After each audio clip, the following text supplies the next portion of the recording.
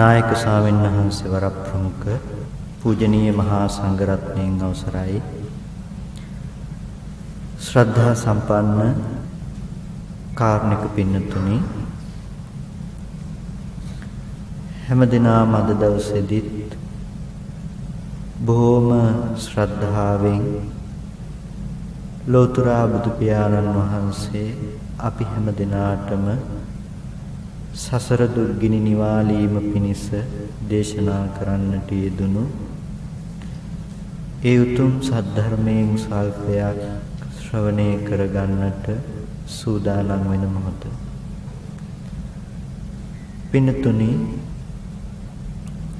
අපි හැම කෙනෙක්ම පරක් තෙරක් නොපෙනෙන සසර ගමනක සැරිසරන ඇත්තෝ. මහා හුළඟකට අහු වුණු වියනුණු කොළ මේ අත ගහගෙන යනවා වගේ මේ කර්මයේ නැමැති සැඩපහරට හසු වෙලා මේ අත ගහගෙන යන ඇත්තෝ. විටක പ്രേත ලෝකවලට, මහා අපායන් වලට, තිරිසන් ලෝකවලට මේ හැම තැනකටම පත් වෙමින් මැරෙමින් ඉපදෙමින් යන සසර ගමනක අපි කවුරුත් ඉන්නේ. මේ අනන්ත අප්‍රමාණ සසර ගමනක ඉන්න අපිට ලෝතර බුදු පියාණන් වහන්සේ නමකගෙන් ලෝකෙට ලැබිය යුතු ඒ උතුම් සද්ධර්මය අද දවසේදී ලැබිලා තියෙනවා. බොහෝම කාලෙකින් ලැබෙන වටිනා අවස්ථාවක්. බොහොම දුර්ලභ කාරණාවක්. අවිද්‍යාවේ තරම කෙනෙක් දන්නවා නම් ඒ කෙනා මේ ක්ෂණයේ වටිනාකම, මේ මොහොතේ වටිනාකම මනාකොට දන්න කෙනෙක් වෙනවා. මොකද ඒ තරම් අස්තීර සසර ගමනක අපි කවුරුත් ගමන් කරන්නේ. බුද්ධෝත්පාද කාලයක ලැබුණු මේ මනුස්ස ජීවිතය තුළ අපි සසර පරතරක් හොයන්නේ නැත්නම් සසර පරතරක් ලැබිය යුතු වෙනත් අවස්ථාවක් නම් අපිට ලැබෙන්නේ නැහැ. ඒක නිසා අප්‍රමාදීව සසර ගමනේ කෙලවරක් දකින්නට අදාදම කටයුතු කළ යුතු කාලයක්.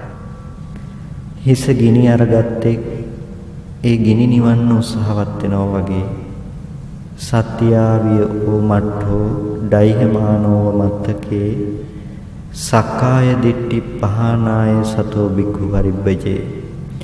හිස ගිනි ගත්තොත් අපි මොනතරම් වහා ඉක්මනට ඒ ගින්න නිවලා දාන්න උත්සාහවත් වෙයිද? අන්න ඒ වගේ මේ සිහි ඇති කෙනා සසර දුක කෙලවර කරගන්න, සක්කාය දිට්ඨිය දුරු කරගන්න උත්සාහවත් වෙනවා කියලයි බුදුරජාණන් වහන්සේ පෙන්වුවේ. පින්නතුනි, මේ ලෝකේ අපි හැම කෙනෙක්ම මේ සසර ගමනට මූලිකම හේතුව වෙන අවිද්‍යාව සහ භව තණ්හාව කියන කාරණා දෙකෙනුයි ගමන් කරන්නේ. අවිජ්ජා නීවරණානං තණ්හා සංයෝජනානං සත්තානං සන්ධාවතං සංසරතං. අවිද්‍යා නීවරණයෙන් වැහිලා තණ්හා සංයෝජනෙන් බැඳිලා යන ගමන. අවිද්‍යාව කියලා කිව්වේ නොදන්නාකම, තණ්හාව කියලා කිව්වේ නොදන්නාකම නිසා පෙන්න පුදයට බැඳෙන කම. මේ නොදන්නා දේ ලෝකේ අපිට මොන ධර්මතා ටිකද? කුමන ධර්මතාවයක්ද අපි දැනගන්නේ නැති දේ? ඒ නොදන්නා දේ තමයි දුක්ඛ සත්‍ය, සමුදය සත්‍ය, නිරෝධ සත්‍ය, මාර්ග සත්‍ය කියන මේ චතුරාර්ය සත්‍ය ධර්මය.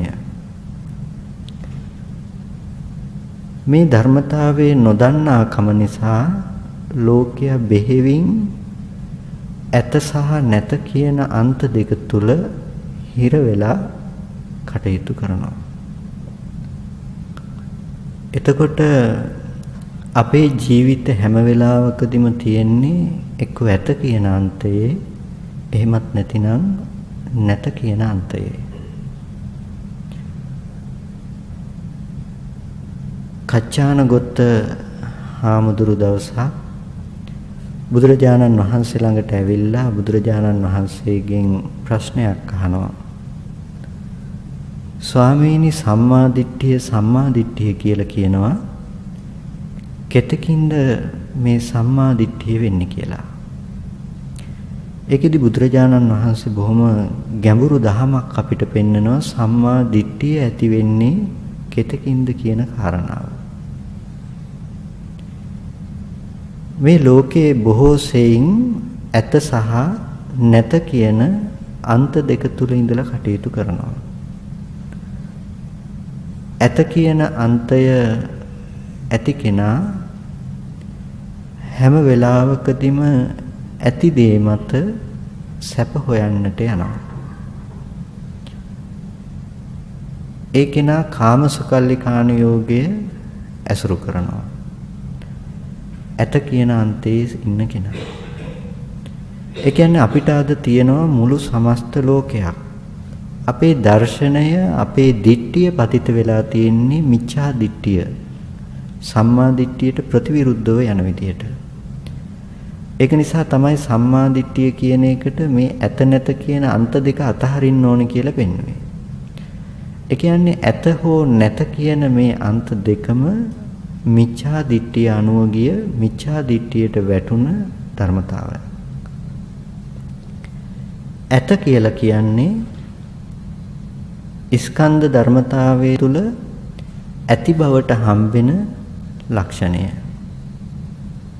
ඒක අපි කාටත් ප්‍රකට, අපි කවුරුත් දන්න තැන මුළු ලෝකෙම තියෙනවා. උපදින්න කලිනුත් ලෝකෙ තිබුණ ලෝකේ අපි ඉපදුනා. මේ ලෝකෙ තියෙනකොට අපි මරණයටපත් වෙනවා. ඕක තමයි අපිට තියෙන දර්ශනය, නැතිනම් අපේ දැක්ම. ඔය දැක්ම තියෙන නිසා තමයි අපි හැම වෙලාවකදීම ඇති ලෝකය තුල ඇති සැප බලාපොරොත්තු වෙන්නේ, සැප සහගත බව ලෝකයේ තුල හොයන්නේ. ඉපදිලා මැරෙන මොහොත දක්වාම අපි බලාපොරොත්තු වෙන්නේ ජීවිතේට දුක කියන කාරණාව අයින් කරගන්නත්, සැප කියන දේ ලං කරගන්නත්. එතකොට දුක අයින් කරලා සැප ලං කරගන්න හැදුවට ජීවිතේ හැමදාම අපිට ලැබෙන දේ දුක කියන දේ. මොන මට්ටමකින් සැප විඳින්න උත්සාහ වුණත් අපිට ජීවිතේ අන්තිමේටම ලැබෙන දේ දුක කියන දේ. කෙනෙක් මේ ලෝකේ මහාම සම්පත්තියක් ලැබුවත් අපි හිතනවා ඒ කෙනා තෘප්තිමත්, ඒ කෙනා දැන් ඇති කියන තැනටපත් වෙයි කියලා. නමුත් ඒ කෙනාට දැන් ඇති කියන තැනකට කවදාවත්පත් වෙන්නේ නැහැ. යටත් පිරිසෙන් එච්චර හොඳට තියෙන ලෝකේ දාලා යන්නවත් දුක නැද්ද? ලෝකෙම සැපයි, ලෝකෙම හොඳයි, මෙච්චර හොඳට තියෙන ලෝකේ දාලා යන්න දුකයි. කෙනෙක් දුක සැප හොයාගන්න දුක් විඳිනවා. කෙනෙක් හොයාගත්තා කියලා හිතන සැප දාලා යන්න දුක් විඳිනවා. කොහෙන් ගියත් දුකෙන් කෙලවර වෙන දෙයක්. ඒ දේ බුදුරජාණන් වහන්සේ සැපයි කියලා කවදාවත් පෙන්වන්නේ නැහැ. කාමසුකල්ලිකාණු යෝගය කියලා කියන්නේ මහා ලොකු සැප සම්පත් ඇති සිටු මැදුරක ඉන්න එක නෙමෙයි. අපි හිතාගෙන ඉන්නේ කවුරු හරි කෙනෙක් මහා සැපයක් ඇති තැනක හිටියොත්, හොඳට හදපු තැනක හිටියොත් අපෝ ඒක කාමසුකල්ලිකාණු යෝගය කියලා. නෑ, පාරයින් ඉන්නේ හිඟන්නත් කාමසුකල්ලිකාණු යෝගී ඉන්නේ. ඇයි? ඒ කෙනා හොයන්නේ සැප. කාමසුකල්ලිකාණ යෝගයේ විඳින්න සැප තියෙන්නම අවශ්‍ය නැහැ. සැප හොයන මනස තමයි කාමසුකල්ලිකාණ යෝගය. එයා කාමයේ බලාපොරොත්තු වෙන්නේ කොහෙන්ද? රූපය කාමයේ යාට, සද්දය කාමයේ, ගන්ධය කාමයේ, රසය කාමයේ, ස්පර්ශය කාමයේ. කීයක් හරි ඉල්ලගෙන හොඳ රූපයක්, හොඳ සද්දයක්, හොඳ ගන්ධයක්, රසයක්, ස්පර්ශයක් ලබන්න නෙමෙයි උත්සාහවත් වෙන්නේ. ඒ උත්සාහයටයි කාමසුකල්ලිකාණ යෝගය කියලා කිව්වේ. එහෙමත් නැත්නම් එයා දුක් විඳිනවා කියලා එයා අත්තිකිලමතාන යෝගයේ නෙමෙයි, එයා ඉන්නේ කාමසුකල්ලිකාණ යෝගයේ. අත්තිකිලමතාන යෝගය කියලා කියන්නේ කෙනෙක් දුක ප්‍රහාණය කිරීම පිණිස යම් දුකක් ගන්නවා නම් ඒ දුක් විඳින පුද්ගල භාවයේ වැඩි කර ගන්නවා නම් පුද්ගල භාවයේ තුල ඉඳලා ඇති කර ගන්න දෙයක් තියෙනවා නම් ඒකට කියනවා අත්තිකිලමතාන යෝගය. දැන් ඔබ කාමසුකල්ලිකාණ යෝගයේද ඉන්නේ අත්තිකිලමතාන යෝගයේද ඉන්නේ හොඳට භාවනා කරන මොහොතක. කාමසුකල්ලිකාණ යෝගයේ නැහැ, අත්තිකිලමතාන යෝගයේ නැති කරන්න පුළුවන් කමක් නැහැ. මොකද අන්ත දෙකෙන් තමයි අපි ඒකාන්තයකට හැම වෙලාවකදීම ඇසුරු කරන්නේ. මැදුම් පිළිවෙතේ නම් හැම වෙලාවකදීම අපිට එතන නිවනේ පණිවිඩය ප්‍රකට වෙන්නට ඕනේ. ඇත්ත නොපෙනෙන තැනක තියෙනවා නම් ඒක වරදවා ගන්න එපා. ඇත්ත නොපෙනෙන තැනක, ඒ කියන්නේ දර්ශනයකින් තොරව නිවන් දකින්න දර්ශනයේ ළඟ නැතුව අද කරන්න හදන භාවනාවත් රකින්න සීලයත් අත්තිකිලමතාන යෝගය. රකින්න සීලයත් රකින්න භාවනාවත් වැටෙන්නේ අත්තිකිලමතාන යෝගයේ පැත්තට. අත්තිකිලමතාන යෝගී ලක්ෂණය තමයි ඕගොල්ලන්ට හොඳට භාවනා කරන පුද්ගලයෙක් හම්බෙයි. හොඳට සිල් රකින්න සිල්වත් පුද්ගලයෙක් හම්බෙයි. නමුත් මධ්‍යම ප්‍රතිපදාව වෙනකොට ඕගොල්ලන්ට සිල්වත් පුද්ගලයා හම්බෙන්න බෑ. භාවනා කරන පුද්ගලයා හම්බෙන්න බෑ. පුද්ගල භාවයේ ඉක්මවන්නයි මැදුම් පිළිවෙත පෙන්වුවේ. ඒ මැදුම් පිළිවෙත අපි ජීවිතයට ලං කරගන්නේ පුද්ගල භාවයේ වැඩි කරගන්න පැත්තකට නම් ඒකත් වැටිලා තියෙනවා අන්ත දෙකෙන් එකකට. ඒක නිසා අපි හිතමු කෙනෙක් මානසික සුවය සඳහා භාවනා කරනවා. එක මත්ද්‍රව්‍ය වලට ඇබ්බැහි වුණ තරුණේ පුනරුත්ථාපනය කරාට පස්සේ ඒකේනා භාවනාවක් පුරුදු කරලා තියෙනවා. ඒකේනා දැන් කියනවා ස්වාමින්වහන්සේ මත්ද්‍රව්‍ය භාවිත කරලා මොකද්ද වින්දේ කියලා හිතෙනවා. ඒක ඇති වැඩක් නැහැ. මේකනේ තියෙන්නේ හොඳම සැපේ.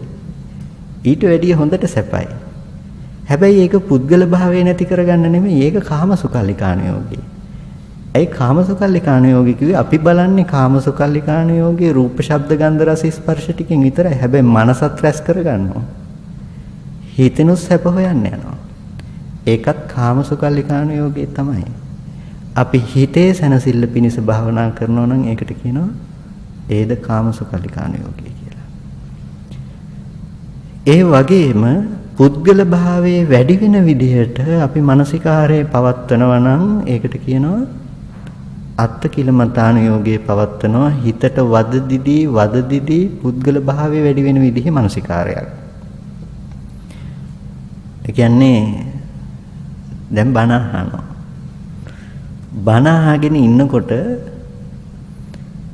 හොඳට බණ ඉගෙන ගන්නවා. හැබැයි බණ දන්න පුද්ගලයෙක් ලෝකේ ඉන්නවා, බිහි වෙනවා. මම හොඳට බණ දන්නවා. දැන් මේක කාමසුකල්ලිකාණ යෝගෙද අත්තිකිලමතාන යෝගෙද? අත්තිකිලමතාන යෝගෙට ගිහිල්ලා. ඇයි මේ දුක විඳින්නේ? ඔය දන්න පුද්ගලයව හදා ගන්න ඕන නිසා. නමුත් බුදුරජාණන් වහන්සේගේ දහම මැදුම් පිළිවෙතින් පෙන්නනවා කියනකොට ඕගොල්ලන්ට හැම වෙලාවකදීම මේ දහම Taman තුල ප්‍රත්‍යක්ෂ වෙන්න ඕනේ. මේ පුද්ගල භාවයේ වශයෙන් ගන්න තැනක් නැති වෙන්න ඕනේ. ඒකයි මධ්‍යම ප්‍රතිපදාවේ තියෙන ලක්ෂණය. ඔයගොල්ලන්ට බණ දන්න තව එක පුද්ගලයෙක් ලෝකෙ බිහි වෙන්න බෑ. ඔය බණ දන්න කෙනා නැති කරගන්න තමයි මේ කතා කරන්නේ. ඒ දන්න ඒ කෙනා නැති කරගන්න පෙන්නන දහම යොදා ගන්නවා නම් හොඳට කෙනා කියන සංකල්පේ තව වැඩි කරගන්න. එයාට කියනවා ඊතර වෙන්න දීපු පහුර කරේ තියන් යන කෙනෙක් කියලා. එයා තව දුරටත් පුද්ගල භාවය වැඩි කරගෙන තියෙනවා ඒ දහම තුල. ඒක නිසා මේ ධර්මයේ තුල පුද්ගල භාවයේ වැඩි වෙන්න පුළුවන් කමක් නැත්තේ නැහැ. හැම වෙලාවකදීම ලෝකයට පුළුවන් එක අන්තයක ජීවත් වෙන දේ කරන්න විතරයි. සමහර විට අපි දෙයක් කරන්න යනකොට අපි එක්ක ඇත කියන අන්තයට වැටෙනවා, එහෙම නැත්නම් නැත කියන අන්තයට වැටෙනවා. කාමසුකල්ලිකාන යෝගයට වැටෙනවා, නැත්නම් අත්තකිලමතාන යෝගයට වැටෙනවා. අපි දන්නවා සත්පුද්ගල බව නිසා ගත්ත නිසා දුකයි කියලා. ඒක නිසා මේ පුද්ගල භාවය නැති කරගන්න උත්සාහවත් වෙනවා. අපි නෑ කියන අන්තයට යන්න උත්සාහවත් වෙලා තියෙන්නේ. කෙනෙක් පුද්ගල භාවයේ තුල ඉඳගෙන දුක් විඳිනවා, කෙනෙක් නෑ කියන තැනට යන්න දුක් වෙනවා, දුක් විඳිනවා. දෙන්නම එක නැද්ද? දෙන්නම එකයි. ඒක නිසා තමයි කච්චායනගොත්ත සූත්‍රයේදී මේ ඇත කියන එක ඒකාන්තයක්, නැත කියන එක ඒකාන්තයක් කියලා දේශනා කළේ. එතකොට මේ කාරණාව විග්‍රහ කරන්න හොඳ වටිනා සූත්‍රයක් තියෙනවා. සංයුත්ත නිකායේ කන්ද වර්ගයේ එන යමක සූත්‍රය. හැබැයි මට කීප දෙනෙක් කිව්වේ කච්චානගොත්ත සූත්‍රය කරන්න කියලා. කච්චානගොත්ත සූත්‍රයේ ඇත කියන අන්තය සහ නැත කියන අන්තයම තමයි මේ විස්තර කරන්න යන්නේ. එතකොට මේ ඇත සහ නැත කියන අන්තය හරි සියුම්ම යනවා. දැන් මම ඕගොල්ලොන්ගෙන් ප්‍රශ්නයක් අහනවා. රහතන් වහන්සේ මරණින් මත්තේ ඉන්නවද නැද්ද? රහතන් වහන්සේ මරණින් මත්තේ ඉන්නවද නැද්ද? මොකද හිතෙන්නේ?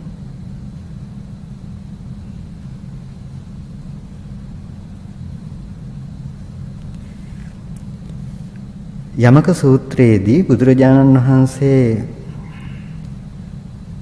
ජේතවනාරාමේ ඉන්න කාලෙදී සරියුත්තරුන් වහන්සේ ජේතවනාරාමේ වැඩ ඉන්නකොට යමක කියන හාමුදුරුවන්ට මිත්‍යා දෘෂ්ටියක් හටගත්තා. ඒ හටගත්ත මිත්‍යා දෘෂ්ටිය තමයි මේ යථා කීනාසෝ බික්ඛු කායස්ස බෙහෙදා උච්චිජ්ජති විනස්සති නොහෝති පරම්මරණ. ක්ෂීණාශ්‍රව භික්ෂුව රහතන් වහන්සේ කායස්ස බේදා මේ කය බිඳිලා ගියාට පස්සේ උච්චිජ්ජති විනස්සති සිඳෙනවා විනාශ වෙනවා නොහෝති පරම්මරණ මරණයෙන් මත්තේ ඇත්තේ නැහැ කියන මෙන්න මේ මිච්ඡා දිට්ඨිය හටගත්තා. මේකට කියනවා ලාමක වූ මිච්ඡා දිට්ඨියක් කියලා. රහතන් වහන්සේ මරණින් මත්තේ උපදින්නේ නැහැ කියලා, එතනින් පස්සේ සිඳෙනවා කියලා ලාමක වුණ මිත්‍යා දෘෂ්ටියක් හටගත්තා යමක හාමුදුරුවන්ට. එතකොට දැන් කවුද කියන්නේ රහතන් වහන්සේ මරණින් මත්තේ උපදින්නේ නැහැ කියලා? එතකොට මේක ආරංචි වෙලා අනිත් හාමුදුරුවන්ට හාමුදුරු මේ ලාමක දිට්ඨිය සංසිඳවන්න ගිහිල්ලා අනුශාසනා කළා යමක හාමුදුරුවන්ට. යමක හාමුදුරු පිළිගත්තේ නැහැ. රහතන් වහන්සේ මරණින් මත්තේ උපදින්නේ නෑමයි කියලා කිව්වා. ඔගොල්ලෝ අද කියනවා වගේ රහතන් වහන්සේ මරණින් මත්තේ උපදින්නේ නෑමයි කිව්වා. එතකොට කිව්වා එහෙම කියනවා නම් ඒක භාග්‍යතුන් වහන්සේට කරන අභ්‍යක්ඛ්‍යායනයක්. භාග්‍යතුන් වහන්සේ නොකියුව දෙයක් කිව්වා කියලා කරන බරපතල චෝදනාවක්. එහෙම කියන්න එපා කුවට පිළිගත්තේ නැහැ. ඊට පස්සේ ඒ දිට්ඨිය එහෙම ඉන්න නිසා ඒ හාමුදුරු ගිහිලා සරියුත්තරුන් වහන්සේට කිව්වා ස්වාමීනි යමක භික්ෂුවට පාපක මිච්ඡාදිට්ඨියක් හටගෙන තියෙනවා රහතන් වහන්සේ මරණින් මත්තේ සිඳෙනවා විනාශ වෙනවා ඇත්තේ නැහැ කියලා. මේ මිත්‍යා දෘෂ්ටිය අපි ගිහිල්ලා බිඳින්න හැදුවට ඒක පිළිගන්නේ නැහැ. ඊට පස්සේ සරියුත්තරුන් වහන්සේ පිණ්ඩපාතේ ගිහිල්ලා දහවල් වරුවේ ටිකක් විවේකයෙන් ඉඳලා හවස් වෙලා වැඩිය යමක හාමුදුරු හම්බෙන්න. යමක හාමුදුරු හම්බෙන්න ගිහිල්ලා යමක හාමුදුරුන්ගෙන් අහනවා "ඇවැත්නි මට අහන්න ලැබුණා ඔබ වහන්සේ මේ මිච්ඡාදිට්ඨියක් ප්‍රකාශ කරනවා මේ පාපක වුණ මිත්‍යා දෘෂ්ටියක් ප්‍රකාශ කරනවා මොකද්ද?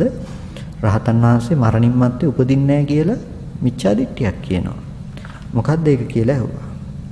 ඊට පස්සේ කිව්වා එහෙමයි මට තියෙනවා මම කියන්නේ රහතන් වහන්සේ මරණින් මත්තේ උපදින්නේ නැහැ කියලා. එතකොට සරියුත්තරුන් වහන්සේ අහන ප්‍රශ්නයක් මම ඔබෙන් ප්‍රශ්නයක් අහන්නම් මට උත්තර දෙන්න. මේ රූපේ නිට්ටයද අනිත්‍යද? එතකොට කියනවා අනිත්‍යයි. අනිත්‍ය නම් ඒක දුකද සැපද? දුකයි. යමක් දුකයි නම් පෙරලෙන ස්වභාවයෙන් යුක්ත නම් එය ආත්ම වශයෙන් ගන්න සුදුසුද නැහැ. ඊට පස්සේ වේදනාව සංඥාව සංකාරය මේවත් අනිත්‍යයි දුකයි සහ ආත්ම වශයෙන් ගන්න සුදුසු නැහැ. ඊට පස්සේ අතීත අනාගත පච්චුප්පන්න අජ්ජත්තික බාහිර ඕලාරික සුකුම හීන ප්‍රනීත දුර ළඟ කියන යම් රූපයක් තියෙනවා නම් මේ රූපය සහ වේදනා සංඥා සංකාර විඥාන කියන මේ එකක්වත් පුද්ගලයා වශයෙන් ගන්න සුදුසු නැහැ. එතකොට මෙහෙම දන්න කෙනා රූපේත් කලකිරෙනවා කලකිරලා මිදෙනවා කලකිරලා මිදෙනු කැමති වෙනවා නිබ්බිදා විරජ්‍යති විරාගා විමුච්ඡති නොයලිලා මිදෙනවා. එතකොට නැවත ප්‍රශ්නයක් අහනවා එවත්නි මේ රූපයේ සත්‍යය ඉන්නවද? කෙනෙක් මේ රූපේ කියන එකේ කෙනා ඉන්නවද කියලා අහනවා. ඊට පස්සේ නෑ කියනවා. වේදනා සංඥා සංඛාරයේ කෙනාද කියලා අහනවා. නෑ කියනවා. එතකොට එහෙනම් මේ රූපයෙන් තොරව කෙනා හිටියද? වේදනාවෙන් තොරව, සංඥාවෙන් තොරව, සංඛාරයෙන් තොරව, විඥාණයෙන් තොරව කෙනා හිටියද? ඒත් කියනවා නෑ කියලා. ඊට පස්සේ එහෙනම් ඔබ ඔය කියන්නේ රූපත් නොවුන, වේදනත් නොවුන, සංඥාවත් නොවුන, සංඛාරයත් නොවුන, විඥානයත් නොවුන කෙනෙක් ඉන්නවද එහෙනම්? නෑ. එහෙම නොවුන කෙනෙක් ඇත්තේ නැහැ. එතකොට සරියුත්තරුන් වහන්සේ අහනවා මේ ජීවත් වෙනකොටම පණවන්න කෙනෙක් නැත්තම් ජීවත් වෙනකොටත් පණවන්න කෙනෙක් නැත්තම් මරණින් මත්තේ කෙනෙක් නැහැ කියන්නේ කවුද? දැනුත් කෙනෙක් නැත්තම් නැති කෙනා මැරෙන්නේ කොහොමද? මැරුණට පස්සේ නැහැ කියන්නේ මොකද්ද? එතකොට මේ ලොකු කතාවක් කියනවා මේකෙන්. ඒකෙනුත් අන්තයට ගන්න එපා දැන් කෙනෙක් නැහැ කියලා. මොකද ලෝකෙට ගන්න ලේසිම අන්තය තමයි ඇත සහ නැත කියන අන්ත දෙක. අපි ඉන්නේ රහතන් වහන්සේ කියන පුද්ගල භාවයක් තුල. හදාගත්ත පුද්ගල භාවය තමයි අපේ මනසේ තියෙන. අපිට රහතන් වහන්සේත් ලෝකේ එක පුද්ගලයෙක්. ඒ පුද්ගලයා තමයි මරණින් මත්තේ නැහැ කියන්නේ. නමුත් බුදුරජාණන් වහන්සේ පෙන්වුවේ එතනට දර්ශනයක් නෙමෙයි. මෙතන බොහොම සියුම් බොහොම වැදගත් කරුණු කීපයක් තියෙනවා. ඇත සහ නැත කියන අන්ත දෙක විමසනකොට හැම වෙලාවකදීම ඇත කියන අන්තේ කාටත් ප්‍රකටයිනේ නේද? ඒක විස්තර කරන්න ඕනේ නැහැනේ. ලෝකේ තියෙනවා. අපිට තියෙන මේ ඇති බවට හම්බෙන සංඥාව මේ මානසිකාරය තමයි ලෝකේ ඇත කියන අන්තය. ඇත කියන අන්තය නිසා තමයි අපිට හැම වෙලාවකදීම මේ දුක මේ මොහොතේ හදලා දෙන්නේ. ඇයි? තියනවා කියන එක තුල තමයි විපරිණාම දුක හැම වෙලාවකදීම අපිට හදලා දෙන්නේ. ඇති දේ වෙනස් වෙනවා. තියෙන දෙයටද තණ්හා කරන්නේ නැති දෙයටද? ලෝකේ තියෙන දෙයට. එතකොට ඇත කියන අන්තය තුල තමයි තණ්හාව ලෝකේ හැමදාම පණවන්න පුළුවන්කම තියෙන්නේ. තියනවා කියන බවට අපි ඇති දෙයට තණ්හා කරන්නේ. එතකොට ඒ තියෙන දෙයට තණ්හා කරනකොට අපිට හැම වෙලාවකදීම තියෙන දේ නිසා තමයි ජීවිතේ දුක කියන දේත් ඉන්නේ. ඇත කියන අන්තය තුල. ඔළුව කැක්කුම විඳිනවා. දැන් ඔළුව කැක්කුම තියෙනවා. හැබැයි ඔළුව කැක්කුමක් විඳින අපිට වැඩිපුර මේක කායික දුකද විඳින්නේ මානසික දුකද? වැඩිපුර විඳින්නේ මානසික දුක. ඇයි? මේ මොහොතේ මේ ක්ෂණේ ස්පර්ශ ප්‍රත්‍යයෙන් හැදෙන වේදනාවකින් ඔළුව කැක්කුම අපිට හැදෙනකොට පැයක් තිස්සේ මට ඔළුව රිදෙනවා කියලා පැයක් තිස්සේ ඇති වේදනාව විඳින්නේ කවුද? පැයක ඉඳන් ඔළුව කැක්කුම සතියක ඉඳන් උණ විඳින්නේ කවුද? එතකොට මේ මොහොතේ ලැබෙන වේදනාවයි විඳින්නේ. නමුත් පැයක ඉඳන් ඇති ඔළුව කැක්කුමයි අපිට දැනෙන්නේ. අපි විඳින්නේ.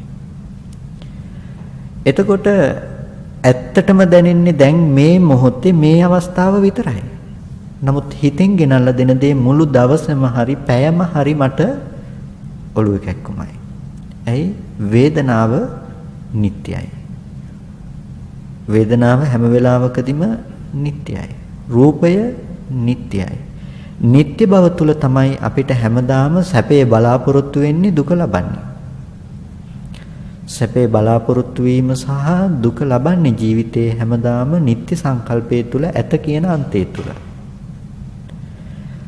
වර්තමාන මොහොතේ ඇහැට ගැටෙන්නේ එක රූපයක්. ඒ රූපයේ ගැටෙන මොහොතේදී දුක හදාගන්න තැන එන්නේ අතීතාන්තයත් එක්ක සසඳලා බලලා. මම හිතනවා පහුගිය ධර්මදේශනාවේදී මම මතක් කළ කරුණ උදාහරණ කතාවක් අර පොඩි හාමුදුරු කෙනෙක් ගෙදර ගිහපු කතාව. මතක ඇති ගන්න. පොඩි හාමුදුරු කෙනෙක් ගෙදර බලන්න ගිහිල්ලා අර අවුරුදු 5කට විතර පස්සේ ගෙදර ගියාට පස්සේ ඒ තිබුණු ගෙදර නෑ කිව්වා. ගේ කියන එක පිළිගන්නේ නෑ එයාගේ ගෙදර කියලා. බැහැලා යනකම් එයා පිළිගත්තේ නැහැ. ඇයි දැන් ගේ වෙනස් වෙලා? එයා අවුරුදු 5ක් විතර ගෙදර ගියේ නෑ. සේනාසනේමයි හිටියේ. ඉතින් එයා සේනාසනේ ජීවත් වුණේ අවුරුදු 5කට කලින් තිබ්බ ගෙදරත් එක්ක ජීවත් වුණේ. දැන් ගිහිල්ලා බලනකොට එළියෙන් එන අරමුණ ගැලපෙන්නේ නැහැ හිතේ තියෙන සංකාර නිමිත්තට. එතකොට කියනවා කෝ ගේ නෑ මේ වෙන ගයක්. දැන් ගේ අලුත් වෙලා කියලා සංකාරය ආපු නිසා හොඳයි. නැතිනම් කෙලස් ටික අප්ඩේට් උනේ ගේ අලුත් වෙලා කියන පැත්තට නිසා හොඳයි. ඔය ගෙදරම කැඩුලා කියලා ආවනම් ගේ කඩාගෙන වැටිලා කියන එකකින් ආවනම් තමන්ගේ මනසේ තිබුණ ගේ හිතේ තිබුණ තමන් කැමති වුණ ආදරය කළ ගේ කඩාගෙන වැටුණ කියන එක ආවනම් ඒ පැත්තෙන් ඒ රූපායතනයේට මෙහි ඇති කරගන්න තිබුණු සංකාරය මේ කඩාගෙන වැටුණ ගේ කියනකොට දැන් ඔන්න gedara කඩාගෙන වැටීමේ දුක විඳින්න බෑද කෙනාට? විඳින්න පුළුවන්. ඔක්කොම ආවා කියලා හිතාගෙන මම උදාහරණ කතාව කියන්නේ තේරෙනව නේද කියන කාරණේ. හැම වෙලාවකදීම අපි ගලපන්නේ අපේ හිතේ තියෙන දෙයට. එතකොට ජරා දුකත් ඒ විදිහටමයි. අපිට ජීවිතේ හම්බෙනව හොඳට ඉන්න කෙනෙක්. අපි හොඳට ඉන්න කෙනාටයි කැමති, ඒ කෙනාටයි ආදරය කරන්නේ. එතකොට දැන් ආදරය කරන රූපේ තියෙනවා හැමදාම. පුංචි කාලේ ඉඳලා අපිව ආදරෙන් බලාගත්ත අම්මා කියන රූපය අපිට එළියෙන් හම්බෙනවා. දැන් මෙහෙන් අනාත්ම වර්ණ සටහනක් ඇස් හමුවට එනකොට ආලෝකයක් ඇහැට පතිත වෙනකොට ආලෝකයේ අම්මා හිටියේ නැහැ, රූපේ අම්මා හිටියේ නැහැ. ඇහැ දන්නේ නැහැ අම්මා කියලා, ආලෝකේ දන්නේ නැහැ මම අම්මයි කියලා. නමුත් ඒ නිමිත්ත ඇති තැනක අපේ හිතෙන් උපද්දනවා අම්මා කියන නිමිත්ත. අපහු මම මේ මුල ඉඳලා කියන්නේ දා කියපු කාරණා ටිකත් එක්ක. එතකොට මුලින් ඉඳලා ඒ කියන්නේ හැම වෙලාවකදීම අම්මා කියන නිමිත්ත මෙහින් උපද්දනවා කියන එක තුල දකින්න කරුණු දෙකක් තියෙනවා. අපි දැක්ව සංඛාරයේ අර්ථ දෙකක් තියෙනවා. මොකද්ද සංඛාරයේ අර්ථ දෙක? මෙහෙන් ඇහැ බිඳිලා ආලෝකයක් පේනකොට ඇහැ බිඳුනවා කියන එක කවුරුත් දන්නව නේද? ඇහැ කියලා කියන්නේ මේ ඇහැ නෙමෙයි චක්කු ප්‍රසාදේ කියන මට්ටම. අපිට තියෙන ඇහැ රූපායතනේ නිමිත්ත. අපි දැකපු රූපයක් තුලනේ අපිට ඇහැ මතක. කණ්ණාඩි ඉස්සරහට ගිහිල්ලා ඇහැ දකින්නේ ඒක ඇහැ කියලා අපි පෙන්වන්නේ ඒක රූපයක්. ඒ තියෙන්නේ ඇහැ වුණොත් කණ්ණාඩියේ පැත්තෙන් කාටවත් පුළුවන් ද මෙහෙ බලන්න? කණ්ණාඩියේ ඉඳලා මෙහෙ බලන්න බෑනේ නේ. මෙහෙ ඉඳලා එහෙ බලන්න. එතකොට ඒ තියෙන්නේ ඇහැ නම් ඒ බලන්නේ මොකෙන්ද ඇහැ? ඒ බලන බවටයි ඇහැ කිව්වේ. මිසක ඒ තියෙන රූපේ නෙමෙයි ඇහැ. කලුවරේ ගියොත් අපිට කණ්ණාඩියේ ඇහැ පේන්නේ නැහැ. පේන්නේ නැති නිසා අපි කණ්ණාඩියට ටෝච් එක ගහලා බලන්නේ නැහැ. අපි මූණ එළිය කරගන්නයි දාගන්නේ. එතකොට මෙහෙට පතිත වෙලා එන ආලෝකය තමයි අපි නැවත දැනගන්නේ. එතකොට ඒ ආලෝකයේ පතිත කරගන්න බව තමයි හැම වෙලාවකදීම ඇහැ කියලා කතා කරේ. අපි කිව්ව එකට දෙන්න පුළුවන් රළුම උදාහරණයක් විදිහට කිව්වේ මොකද්ද? කැමරාවේ අර රීල් එක දාන කැමරාවේ තියෙන නෙගටිව් එක වගේ කියලා. නෙගටිව් පටියට පුළුවන් එක ෆොටෝ එකක් ගහන්න ආලෝකයට සංවේදී ආලෝකයට බිඳෙනවා. ඒකනේ එළියට ඇද්දොත් ඒක පිච්චෙනවා කියලා කියන කළු පාට වෙලා යන්නේ. එතකොට මේ ආලෝකයට බිඳෙනවා බිඳෙන බව තමයි ඒකේ ස්වභාවය. ඒ වගේමයි ප්‍රසාදේ ස්වභාවය ආලෝකයට සංවේදී ආලෝකයට බිඳෙනවා. එතකොට ඔය ඇහැට පතිත වුණේ ආලෝකයක් ආලෝකේ දන්නේ නැහැ මම අම්මා කියලා. ඇහැ දන්නේ නැහැ නෙගටිව් එක වගේ තියෙන ඇහැ දන්නේ නැහැ මේ ආවේ අම්මයි කියලා. ඇහැ දන්නෙත් නැති තැන රූපේ දන්නෙත් නැති තැන මේ හිතට පුළුවන්කම තියෙන්නේ ඇහැ ගැන දැනගන්න දේ කරන්න. ඒ හිත දන්නෙත් නැහැ අම්මයි කියලා. මේ තුන් දෙනාගෙන් එකතු කරපු ධර්මතාවයට අපි හිතෙන් හිතනවා. මම කියන්නේ කුණු ගොඩ අවුස්සනවා. රැස් කරගත්ත දේ අවුස්සනවා. ආශ්‍රව ටික අවුස්සනවා. අවුස්සල බලනවා මේ විදිහේ දෙයක් තියෙන්නේ මොකේද? එතකොට අපිට මතක් කරගන්න තියෙනවා නම් යම් නිමිත්තක් ඒ නිමිති ටික තමයි ටක් ගාලා සිහිපත් කරගන්න තියෙන්නේ. දැන් ආපු ටික ඉතුරු නැතුව නිරුද්ධ වෙලා නැද්ද මේ සිහිපත් කරන මොහොත වෙනකොට? ඒ ඇහැ බිඳිලා ඉවරයි. ඒ එළියේ එක දිගටම මාව දැනගන්නකම් මේක තියාගන්න ඕනේ කියලා එළියට අදහසක් ඇත්තෙත් නැහැ. ඒකත් එතනින් ඉවරයි. ඉවර වුණු තැනක අපි මෙහි ඇති කරගන්න ටික තමයි හැම වෙලාවකදීම මෙහි හිතන කම වෙනකොටත් ඒ ටික ඉවරයි. මෙහි හිතලා මෙහි ඇති දෙයි දැනගන්නේ ඔන්න මෙහෙන් ගෙනල්ලා දෙනවා ආදරණීය අම්මා පුංචි කාලේ ඉඳලා තමන් හදාගත්ත අම්මා. ඒ හදාගත්ත අම්මා කියලා මෙහි උපද්දපු ගතිය තිබුණානේ. ඒක තේරුණාද? හිතේ රැස් කරගත්ත උපද්දපු ගතිය තිබුණා. ඒ රැස් කරගත්ත උපද්දන ගතියට කියනවා සංඛාරයේ ඔන්න එක අර්ථයක්. කුණු ගොඩේ තියෙන එක වැඩක් තමයි කුණු ගොඩෙන් අවුස්සලා ගන්න එක. ඔන්න එක වැඩක්. ඊට පස්සේ හිතනවා මේ අම්මා තමයි මේ දැන් එළියේ පෙනුනේ. ඒ හිතින්ම හිතන්නේ මේ අම්මා තමයි මේ එළියේ පෙනුනේ. අම්මා කියන දේ මෙහින් උපද්දගත්තා. උපද්දපු අම්මා එළියේ ඉන්නවා කියලා හිතුවා. ඒකල ඒ ඉන්න අම්මව ආයෙ රැස් කරගත්තා. ඉන්න අම්මව ආයෙ රැස් කරගත්තා. එතකොට ඔන්න සංඛාරයේ අර්ථ දෙක පැහැදිලිද?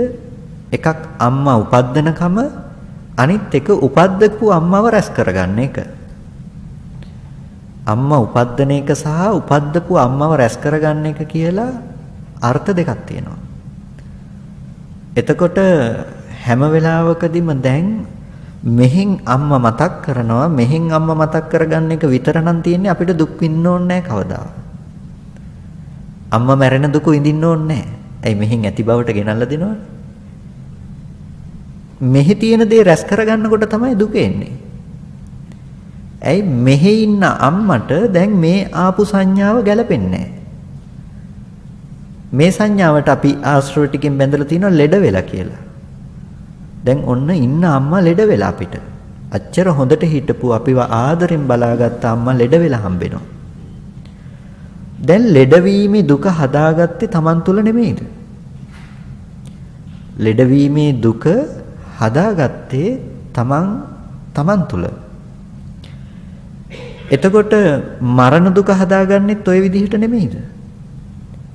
අපි හිතන්නේ අම්මා මැරුණු නිසායි අපිට දුක කියලා.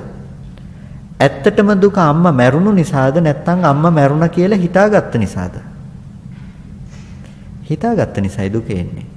ඔගොල්ලොන්ගේ ළඟම ඥාතිවරයෙක් මැරුණා කියලා දැන් පණිවිඩයක් ආවොත් ඔගොල්ලොන්ට දැන් දුක එනවා. නමුත් සමහර විට ඒ කෙනා මැරිලා තියෙන්නේ මීට පැය ගානකට කලින්. මැරුණ සැනින් ඕගොල්ලන්ට දුක ආවද? නෑ. ඒ කියන්නේ මැරීම නිසා නෙමෙයි දුක ආවේ. ඕගොල්ලෝ මැරුණා කියලා මෙහි හිතා ගන්න කම නිසා. මෙහි රැස් කරගත්ත දෙයට පහරක් වදිනවා. ඒකයි ඕගොල්ලන්ට මේ දුක ආවේ ජීවිතේට.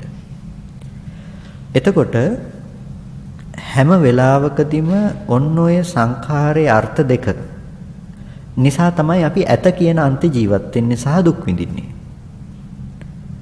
ඉන්න දරුවා ලෙඩ වෙන දුක, ඉන්න අම්මා මැරෙන ලෙඩ වෙන දුක, ඉන්න යාළුවෝ නැති වෙන යාළු මිත්‍රයෝ නැති වෙන දුක, තියෙන රස්සාව නැති වෙන දුක, තියෙන සල්ලි මිල මුදල් නැති වෙන දුක, ගෙවල් දොරවල් නැති වෙන දුක, මේ තියෙන ලෝකේ දාලා යන්න වෙන කම. මේ හැමදේම අපිට විඳින්න වෙන්නේ ඇති බව නිසා නෙමෙයිද? ඇත කියන අන්තෙත් එක්ක. අතීත අන්තේ නිතරම අපි තලු මරන්නේ. ඒ ඇති දේ විපරිණාම වෙනකොට වෙනස් වෙනකොට ජීවිතේට දුක එනවා. ඒක නතර කරන්න බෑ අපිට. ඒක නතර කරන්න නම් අපිට තියෙන එකම ක්‍රමය තමයි ඔය ඇත කියන අන්තෙන් මිදෙන එක. ඒ ඇත කියන අන්තෙන් මිදෙන්න ගිහිල්ලා කෙනෙක් එයා වැටෙනවා නැත කියන අන්තෙට. ඇත කියන අන්තයෙන් මිදෙන්න ගිහිල්ලා එයා වැටෙනවා නැත කියන අන්තෙට. මොකටද නැත කියන්නේ? විමසලා බලනවා මෙතන කෙනෙක් පුද්ගලයෙක් නෑ. කෙස්ලොම් නියද සම්මස්නහර ධර්මතා ටිකක් තියෙන කෙනෙක් පුද්ගලයෙක් නෑ. එතකොට කෙනෙක් පුද්ගලයෙක් නෑ කියන එක නැත කියන අන්තයට ගිහිල්ලා. හැබැයි ඇත කියන දුකෙන් මිදෙන්න පුළුවන්. හැබැයි නැත කියන එක නිසා හදන දෙයින් මිදෙන්න බෑ. ඒක නිසා අපිට ඔය ඇත කියන අන්තය සහ නැත කියන අන්ත දෙකෙන් එකක ඉන්න පුළුවන්. අද ගොඩක් වෙලාවට ඕගොල්ලන්ට ඇහෙනවා ඇති ලෝකෙ තුල කතා කරන කාරණා ටික. නිස්සත්ත්ව නිජීවෝ ශුන්‍යෝ. නිස්සත්ත්ව නිජීවෝ ශුන්‍යෝ කියලා කතා කරන කාරණා ටිකක් ඇහෙනවා ඇති. එතකොට සත්වයක් නැහැ, පුද්ගලයෙක් නැහැ, පරම ශුන්‍යතාවයක් තියෙනවා කියලා. දැන් ඇත්තටම සත්වයේ පුද්ගලයෙක් නැති ස්වභාවයක් ගැන කතා කරන්න යනකොට දැන් සත්වයක් නැහැ කියන එක නැත කියන අන්තය තුල නෙමෙයි දොය ගන්න යන්නේ. හැම වෙලාවකදීම නෑ කියන අන්තයට යනකොට නෑ කියන අන්තයේ තියෙන ලක්ෂණය තමයි මේ ධහම තුල උනත් නැත කියන අන්තය කතා කරන්න යනවා නම් එයා ඉන්නේ සාස්වත උච්ඡේදයේ තුල. කවුරුත් නැති වෙලාවක ඔයගොල්ලෝ මේ ශාලාවට ඇවිල්ලා බලලා කියනවා ශාලාවේ කවුරුත් නැහැ කියලා. ඇත්තටම කවුරුත් නැද්ද?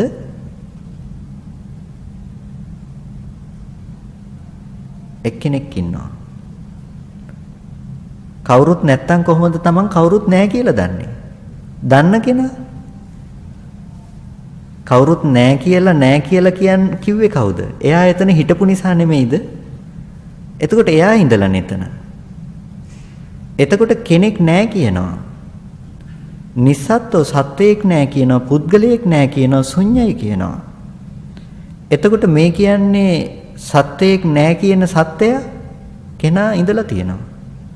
ජීවයක් නැහැ කියන කෙනා ඉඳලා තියෙනවා. ශුන්‍යයි කියන කෙනා ඉඳලා තියෙනවා. ඔතනින් නෙමෙයි නිස්සත්ත්වෝ නිජ්ජීවෝ ශුන්‍යෝ කියන එක පනවන්නේ. නිස්සත්ත්වෝ නිජ්ජීවෝ ශුන්‍යෝ කියන ධර්මතාවයේ බුදුරජාණන් වහන්සේ දේශනා කරන්නේ, බුදුරජාණන් වහන්සේ පනවන්නේ ඔය අර්ථ සම්පාදනය සඳහා නෙමෙයි. ඕකට කියන්නේ සාස්වත උච්ඡේදය කියලා. ඇති බව තුල විඳින නැති බව. ඉන්න කෙනාව පේන්නේ නැති නිසා අනිත් ඔක්කොම නැහැ කියලා කියනවා. ඒකට කියනවා සාස්වත උච්ඡේදයි කියලා. කෙනා ඉඳලා බුදුරජාණන් වහන්සේ දේශනා කරන්නේ නිස්සත්ත්වෝ නිජ්ජීවෝ ශුන්‍යෝ කියන එකෙන් සත්පුද්දල වශයෙන් පනවන්න තැනක් නැති නිසා. ඒකේ එන්න තියෙන්නේ ලොකු ප්‍රඥාවකින්, ලොකු නුවණකින්, ලොකු ඥාන දර්ශනයකින්. ඒ ඥාන දර්ශනය ගන්න තමයි මේ සරියුත්තරුන් වහන්සේ ඒකට උත්තර දෙන්න යන්නේ නැතුව ප්‍රශ්න ටිකක් අහන්නේ. ඇහැ කියන එක නිට්ටයද අනිත්‍යද? ඇහැ කියන එක අනිත්‍යයි. අනිත්‍යයි කියන්නේ අපි එදා කතා කළා, මේ කියන්නේ තියෙන ඇහැ නැති වෙලා යන කතාව නෙමෙයි. තියෙන ඇහැක් අපිට තියෙන්න බෑ. අපිට ඇහැ කිව්වේ අහුත්වා සම්භූතං මුත්වා න භවිස්සති. අපිට ඇහැ ගැන දැනගෙන ඉන්න වෙනවා. ඇහැ කියන්නේ මොකද්ද කියන තැන. පෙර නොතිබීම හටගෙන ඉතුරු නැතුව නැති වෙන තැනකට තමයි මේ ඇහැ කියන්නේ කියන එක අපිට දැනගෙන ඉන්න වෙනවා. එතකොට දැනගෙන ඉන්න වෙනකොට ඔන්න පෙර නොතිබීම හටගෙන ඉතුරු නැතුව නැති වෙන ඇහැ, මේ ප්‍රසාද මට්ටමේ ඇහැ කියන එක අපිට දැනගෙන ඉන්න වෙනවා. දැන් ඕකෙදී ඔයගොල්ලන්ට හිතෙන්න පුළුවන් මේ ඔක්කොම දැනගන්න ඕනේද මේකෙන් මිදෙන්න කියලා. නෑ, මේ ඔක්කොම දැනගන්න අවශ්‍ය නෑ. මේ ඔක්කොගෙන් මෙන්න අවබෝධය තිබ්බනම් ඒ හොඳටම ප්‍රමාණවත්. මේ ඔක්කොම ඉගෙන ගන්න ඕනේ කියලා පාඩම් ඉගෙන ගන්න අවශ්‍ය නැහැ. නමුත් අවබෝධය තියෙන්න ඕනේ. මොකද මේ ටික කියලා දෙන්න ගියාම කෙනෙක් අහන ප්‍රශ්නයක් තමයි, කෙනෙකුට ඇති වෙන දෙයක් තමයි, සුනීත සෝපාකල නිවන් දැක්කේ, රජුමාල්ලා නිවන් දැක්කේ, චුල්ලපන්තක හාමුදුරුවෝ නිවන් දැක්කේ, ඕවා ඔක්කොම ඉගෙනගෙනද කියලා. නෑ, ඒගොල්ලොන්ට තිබුණා සමාජයෙන් සංස්කෘතියෙන් ආපු දෙයක්ත් තිබුණා. දැන් ඕගොල්ලොන්ට සංස්කෘතියෙන් ආපු දෙයක් තියෙනවා. තියෙන දේ නිසා අපි පන්සිල් පද පහ සමාදන් වෙලා බණ අහනවා කියන එක 아무තු දෙයක් නෙමෙයි. නමුත් මෙතනට අලුතෙන්ම ආවොත් මේ රටේ විදේශිකේ එයාට පන්සිල් සමාදන් වෙන්න ඕනේ කිව්වම එයා අහයි මොකද්ද පන්සිල් සමාදන් වෙන්නේ? ඇයි පන්සිල් සමාදන් වෙන්නේ කියලා. මොකද එයාට සංස්කෘතියෙන් ඒ දේ හම්බෙලා නැහැ. ඒ කාලේ ඉන්දියාවේ තුල සංස්කෘතියෙන් ආපු ටිකකුත් තිබුණා ඒ හැමෝටම. මොකද ආධ්‍යාත්මයේ ගවේෂණය කළ පිරිසක් හිටියේ යුගයම. ශාස්ත්‍රවරු හිටිය බුදුරජාණන් වහන්සේ පහළ වෙනකොට මම බුදුයි කියලා කියාගත්ත ප්‍රධාන ශාස්ත්‍රවරු 6 දෙනෙක් හිටියා. මහා ශ්‍රාවකයෝ හිටපු පිරිස්. බුදුරජාණන් වහන්සේගේ නිත්‍ය ශ්‍රාවක පිරිස 500යි. නිකම් පැත්තක ඉන්න නිගණ්ඨයෙක්ගේ ශ්‍රාවකයෝ සමහර විට 3000යි. බුදුරජාණන් වහන්සේගේ ශ්‍රාවක පිරිස 500යි. ඒ වගේ මට්ටමක තිබුණේ. එතකොට හැම වෙලාවකදීම ඒ අයට ආපු දෙයක් තිබුණා. ඒක නිසා අමුතුවෙන් ඒගොල්ලොන්ට උගන්වන්න වෙන දෙයක් තිබුණේ නැහැ. විදේශිකයෙක් ආවොත් එයාට අපිට උගන්වන්න වෙනවනේ පන්සිල් පද පහ කියන්නේ මොකද්ද? තුනුරුවන් කියන්නේ මොකද්ද? අපිට ඒ ටිකත් උගන්වන්න වෙනවා. ඒක නිසා ඕගොල්ලොන්ට අද ඉගෙන ගන්න වෙන ටිකක් තියෙනවා. ඇයි අපි ඉන්නේ භෞතිකයේම පත පදනම් වෙච්ච ලෝකයක. ආධ්‍යාත්මික ගවේෂණය කරන්න පුරුදු වෙන්නේ අපි මේ දැන්. ඒක නිසා ඇහැ කියන තැන කතා කරනකොට ඒ අයට ඇහැ කියන තැන ගැන හොඳ දැනුමක් තිබුණා. ඒ වගේම තව විශේෂ කාරණයක්, මේ සූත්‍රයේ මෙහෙම කිව්වට මේ ටික විතරක් නෙමෙයි කතා කරපු ටික. මේ සූත්‍රයේ සංග්‍රහය. අපි ගිය සැරේ කතා කරපු දේශනාව කෙටියෙන්ම සංග්‍රහ කරන්න උනොත් ඕගොල්ලන්ට කොහොමද සංග්‍රහ කරන්න වෙන්නේ? අපි දුකයි සමුදයයි නිරෝධයයි මාර්ගයයි කතා කළා. දුක්ඛ සත්‍ය, සමුදය සත්‍ය, නිරෝධ සත්‍ය, මාර්ග සත්‍ය කතා කළා. ඔය අංග 8 කතා කළා. ඔන්න අපි මුළු සූත්‍රේම ඔච්චරයි. මුළු කතා කරේම එදා දවසේ ඔච්චරයි. දැන් ඒ කිව්වා කියලා අපිට ඕක කියන්න විනාඩි 5ක් ගියේ නෑනේ. නමුත් අපිට එදා පැය දෙකකට වැඩි ගියා නේ ඔය ටික කතා කරන්න. නමුත් අපි කතා කරලා තියෙන ඔච්චරයි. ඒ වගේ මේ සූත්‍රයේ සංග්‍රහ කරලා තියෙන්නේ බොහොම සුළු ප්‍රමාණයයි. නමුත් ඊට වැඩිය වැඩිතරම ප්‍රමාණයක් සාකච්ඡා කළා. එතකොට මේ නිවන කියන එක බොහොම සරලව ගන්න පුළුවන් සංකල්පයක් නෙමෙයි. එතකොට ඇහැ කියන තැන නිට්ටයද අනිත්‍යද කියලා අහනකොට අපිට නුවණක් තියෙන්න ඕනේ ඇහැ කියන එක ගැන. මොකද්ද ඇහැ අනිත්‍යයි කියන්නේ? ඇහැ අනිත්‍යයි කියනකොට ඔබ ගන්න එපා මේ තියෙන ඇහැ අනිත්‍යයි කියලා. තියෙන ඇහි අනිත්‍ය බැලුවට වැඩක් නැහැ. මේ තියෙන ඇහැ තිබිලා ඉවරනේ. ඒකේ අනිත්‍ය බැලුවා කියලා වැඩක් තියෙයිද? මේ ඇහැ වයසට යනකොට නැති වෙලා යනවා පොළොවට පස් වෙනවා කියලා දැක්ක කියලා වැඩක්ද? ඔගොල්ලන්ට දැන් තණ්හාව නැති වෙන්න පුළුවන්. හැබැයි ඇහැ උපද්දන්න තියෙන නිකාන්ති තණ්හාව නැති වෙන්නේ නෑ. සමුදය සත්‍ය කියන එක නැති වෙන්නේ නෑ. සමුදය නැති කරගන්න පුළුවන්. මේ තියෙන ඇහැට තියෙන තණ්හාව නැති කරගන්න පුළුවන්. හැබැයි නිකාන්ති තණ්හා කියන එක ඒ කියන්නේ ඇහැ ඇති කරගන්න එළියේ තියෙන රූපෙට තණ්හා කරනවා කියන ගතිය නැති වෙන්නේ නෑ. ඒක තියෙනවා. අපි කවුරුත් ඇහැට වැඩිය තණ්හා කළේ රූප පෙනෙන බවටනේ. මේක ඕනේ උනේ නෑ අපිට. අපිට ඕනේ උනේ රූප බලන්න නෙමෙයිද? අපිට ඕනේ උනේ ඇහැ තියාගන්න නෙමෙයි රූප බලන්න. මේක නැතුව හරි කමක් නෑ පේනවනම්. ඒක නිසා අපිට ඕන උනේ රූපේ ඇහැ නෙමෙයි. ඇහැ නිට්ටයද අනිත්‍යද කියලා අහන්නේ හැම වෙලාවකදීම මේ ඇහැ පැත්තෙන් මේක පවතින දෙයක් නෙමෙයි. ඒක මේ මොහොතේ ඉපදිලා මේ මොහොතේ නිරුද්ධ වෙන ධර්මයක් හැටියට අපිට හම්බෙන්න ඕනේ. රූපයත් එක්කම ඇහැ ඉපදුනා, ඇහත් එක්කම රූපය ඉපදුනා. මේ දෙන්නම එකට නිරුද්ධ වුණා. ඇහැ නැත්තම් රූපය ගැන දැනගන්න පුළුවන්ද? රූපේ නැත්තම් ඇහැ ගැන දැනගන්න පුළුවන්ද? රූප පෙනෙන බවටනේ ඇහැ කියලා කියන්නේ. ඔබට හිතෙන්න පුළුවන් මේ එක දිගට තියෙන රූපේ ගැන කතා කරනවා කියලා. නෑ, මේ එක දිගට තියෙන රූපේ ගැන නෙමෙයි කතා කරන්නේ. මේ එක දිගට තියෙන කෙනා අපිට අවිද්‍යාවෙන් හදලා දෙන දේ. මේ මොහොතේ ෆොටෝ එකක් ගැහුවොත් හෙට පෙන්නුවොත් ඒ ගහපු ෆොටෝ එක මේ ඉන්නේ මම කියලා කියන්නේ නැති වෙයිද? නොකියුවත් බලන්නේ නැති වෙයිද තමනුත් මේක ඉන්නවද කියලා බලනවා. එතකොට තමන් තමන්ව දකි. හැබැයි ඒ ඉන්නේ තමන් නම් ඒ බලන්නේ කවුද ඒ වෙලාවේදී? ෆොටෝ එකේ ඉන්නේ තමන් නම් ඒ වෙලාවේ ඒක බලන්නේ කවුද? බලන්නෙත් මම. ඒ මමද ඇත්ත මම? ෆොටෝ එකේ ඉන්න මමද ඇත්ත මම?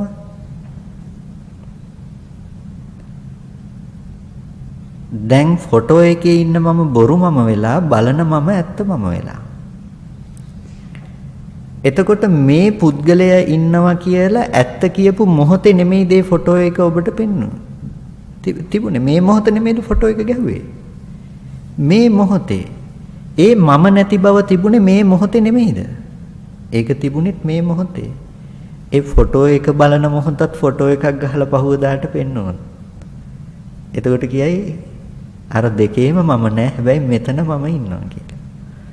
එතකොට දැන් හැම වෙලාවකදීම අපිට ඔය මමත්වය හදලා තියෙන්නේ පුද්ගල බවත් එක්ක කියන එක තේරෙනවද? මේ පවතින නිත්‍ය සංඥාව තුල කියන එක තේරෙනවද? මේ මොහොතක තප්පරයට කලින් මම හිටියා කියලා හිතට දෙන සංකල්පයත් එක්ක තමයි මේ දැනුත් මම ඉන්නවා කියන එක නියෝජනය කරන්නේ. නමුත් ගියපු තප්පරේ දැන් තියනවද? නෑ, ඒක ඉතුරු නැතුවම නැති වෙච්ච දේ. නැති දේ නෙමෙයිද ඇති හැටියට හිතින් ඔසවසෝ මේ දෙන්නේ? ඒ දෙන දේ නිසා නෙමෙයිද අපි ඉන්න කෙනා ගැන කතා කරන්නේ? නැති දේ ඇති හැටියට අරගෙනයි අපි ඉන්න කෙනා ගැන කතා කරන්නේ. ඒක ඉතුරු නැතුවම නැති වෙලා ගියපු දේ. ඒ නැති වෙච්ච දේ තමයි ඇති හැටියට හිත අපි කතා කරන්නේ.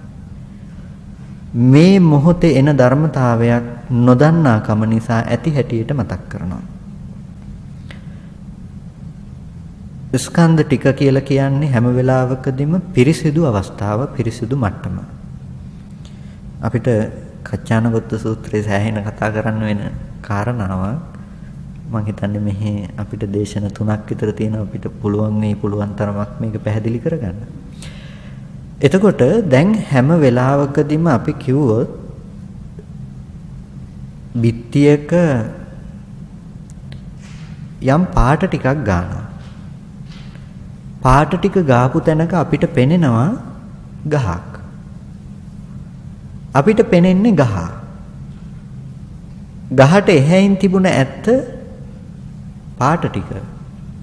පාට ටිකටත් එහැයින් තිබුණ ඇත්ත බිත්තිය. අවස්ථා තුනක තියෙනවා. ගහ, පාට ටික සහ බිත්තිය. හැම වෙලාවකදීම බිත්තිය වගේ තමයි අපේ ජීවිතයේ වුණ ස්කන්ධ ටික. ඇහැ රූප චක්කු විඥාන කියන ජීවිතයේ වුණ ස්කන්ධ ටික. අපි කවදාවත් ඒක දන්නේ නැහැ. දැනගන්නත් බෑ. හරියට ඕගොල්ලෝ හිටගෙන ඉන්න තැන දකින්න බෑ වගේ. ඉඳගෙන ඉන්න තැන දකින්න බෑ වගේ. ඉඳගෙන ඉන්න තැන හිටගෙන ඉන්න තැන දකින්න නම් ඕගොල්ලොන්ට නුවණින් මිසක වෙන විදිහකට බෑ. අයින් වෙලා පෙන්නයි මෙන්න හිටගෙන හිටපු තැන කියලා. හැබැයි හිටගෙන හිටපු තැන මිසක ඒ හිටගෙන ඉන්න තැන නෙමෙයි. හිටගෙන ඉන්න තැන ගැන ඕගොල්ලොන්ට දැනගන්න වෙන්නේ නුවණකින්. ඒ වගේ ජීවිතයේ වුණ ස්කන්ධ ටික ඕගොල්ලොන්ට දැනගන්න වෙන්නේ නැහැ. ඇයි ඒක ජීවිතය කියන බවට වැය වෙලා ඉවර නිසා. ඕගොල්ලෝ ජීවිතය නැමැති මේ ස්කන්ධ ටිකේ ගාන පේන්ට් එක අනුවයි ගහ විඳින්නේ අද. ස්කන්ධ ටික ඇති තැනක හදාගත්ත උපාදානස්කන්ධයක්. හැබැයි උපාදානස්කන්ධයක් නෙමෙයි ඕගොල්ලෝ විඳින්නේ, අම්මව විඳින්නේ. ගහ විඳින්නේ. පේන්ට් එක උපාදානස්කන්ධය. පේන්ට් එකේ පේන ගහ අම්මා. දැන් ගහ විඳින්නේ ඇත්තටම තිබුණේ බිත්තිය වැහෙන්න ගාපු පේන්ට් එක. ස්කන්ධ ටික පේන්නෙම නැති වෙන්න ගාලා දාපු උපාදානස්කන්ධ පංචකයක්. අම්මා කියලා මෙහි උපද්දපු ගතියක් තිබුණේ. ඒ ගතිය කොහෙද හම්බෙන්නේ? එළියේ තියනවා කියලා. අපි විඳින්නේ අම්මව මිසක උපාදානස්කන්ධ පංචකයක් විඳින්නේ කවුද? කාටවත් හම්බෙන්නේ. අපිට හම්බෙන්නේම අම්මා. ඒකට කියනවා අපි ගහ විඳින මට්ටමේ ඉන්නේ. ගහ විඳින මට්ටමේ ඉන්න අපිට දකින්න වෙනවා ඊළඟට ගහෙන් ඔබ්බේ තියෙන පේන්ට් එක ඇති තැනක අපිට ගහ පෙනුන බව. පේන්ට් එක ගාලා තිබ්බ තැනයි ඒකට පෙන්වන්න වෙන්නේ. බිත්තිය වැහෙන්නම ගාලා තියෙන්නේ මේක. ඒක නිසා දැන් අපිට බිත්තිය පේන්නේ පේන්න පුළුවන් උපරිම දේ තමයි මෙතන ගහ නැහැ තියෙන්නේ පේන්ට් එක කියලා තමයි අපිට දකින්න වෙන්නේ. හැබැයි නුවණෙන් පවත්වන්න වෙනවා බිත්තිය වැහෙන්නම ගාලා තියෙනවා මේ පේන්ට් එක කියන එක දකින්න වෙන්නේ නුවණකින්. ඒ වගේ අපිට හැම වෙලාවකදීම දැන් දකින්න වෙන කාරණේ තමයි ස්කන්ධ ටික මත ඉපිද නිරුද්ධ වුණ තැනක අපි හදාගත්ත උපාදානස්කන්ධ පංචකයක්. අම්මා උපද්දගත්තේ මෙහි හිතනකම තිබුණේ. හිතන දෙයි දැනගත්තේ. හැබැයි ඒක එළියේ දැනගත්ත බව නෙමෙයි, තමන්ගමයි සිහිපත් කළේ, තමන්ගේ ලක්ෂණයයි දැනගත්තේ කියලා හොඳට දකින්න. ගිය තප්පරේ හිටිය තමන්ව මේ තප්පරේ දැනගන්න බෑනේ. ඒක ඉතුරු නැතුව ගිහිල්ලා ඉවර දෙන්නේ. ඒ ඉතුරු නැතුව ගිහිල්ලා ඉවර සිද්ධියට නෙමෙයිද ඔයගොල්ලෝ දැන් තියනවා කියන්නේ? පහන එළියේ කියනවා. එළියේ එන පහනක් තියනවා කියනවා. හැබැයි ඒ තිරෙත් දැල්ලත් වැටියත් ඔක්කොම වැය වුණු තැනක ඒ ගියපු එළියේ ඉතුරු නැතුව නිරුද්ධයි ඔයගොල්ලෝ පහන ගැන කතා කරනකොට. අලුතෙන් උපදින එළියක් ගැනයි ඔයගොල්ලෝ කතා කරන්නේ. අර අනිත්‍ය වෙච්ච දේ නිට්ටයයි කියන විපල්ලාසය ඔය තියෙන්නේ. ඒ කියන්නේ ඇත කියන අන්තය ඔය අපිට හැදිලා තියෙන්නේ. අපිට ඇත කියන අන්තය පිරිසිඳ දකින්න වෙනවා නැත කියන අන්තය දුරු වෙන්න නම්. ඇත කියන අන්තය පිරිසිඳ දකින්න වෙනවා. ගැඹුරු වැඩිද තේරෙනවද? ටිකක් සරල කරොත් හොඳයි. අපිට ඇති බව කියන ඇති අන්තය හැම වෙලාවකදීම ඇති බව හදාගත්ත දේ පැහැදිලිද? අපි ජීවත් වෙන්නේ ඇති බව අපේ මනස තුල නෙමෙයිද? ඒක පැහැදිලිද?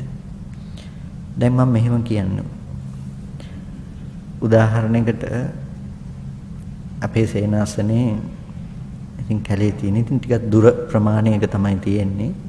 ඉතින් එක පැත්තට යනකොට අපි කීප දෙනෙක් එක පොලිමට පාරේ යනවා රැට.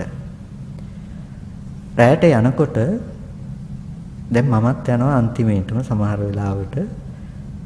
ඉතින් දවසක දැන් ටෝච් එකක්වත් නැතුව මම පිටිපස්සෙන් යනවා. යනකොට මට ඉස්සරහෙන් ගියපු කෙනාටත් ඉස්සරහෙන් ගියපු කෙනා ළඟ තමයි ටෝච් එක තියෙන්නේ. ඒ ටෝච් එළිය දිහා බලාගෙන තමයි යන්නේ. දැන් මට පේන්නේ සෑහෙන ඉස්සරහා. ඒ වුණාට කකුල උස්සන්නේ මෙහි. කවුද ඇවිදින තැන බල බල යන්නේ? අපි යන්නේ ඉස්සරහා බලාගෙන නෙමෙයිද? අපි යන්නේ ඉස්සරහා බලාගෙන. අපි හිතන්නේ බලාගත්ත දේ උඩ කකුල තියනවා කියලා නෑ. අපි භව සංඥාවේ ඇවිදින්නේ. අපි කකුල් දෙක මුලට ටෝච් එක ගහගෙන යන්නේ නෑනේ කවුරු. ඉස්සරහට ටෝච් එක ගහගෙන යන්නේ. වාහනේ ලයිට් දාලා තියෙන ටයර් දෙක ළඟට නෙමෙයිනේ. ඉස්සරහට දාලා තියෙන්නේ.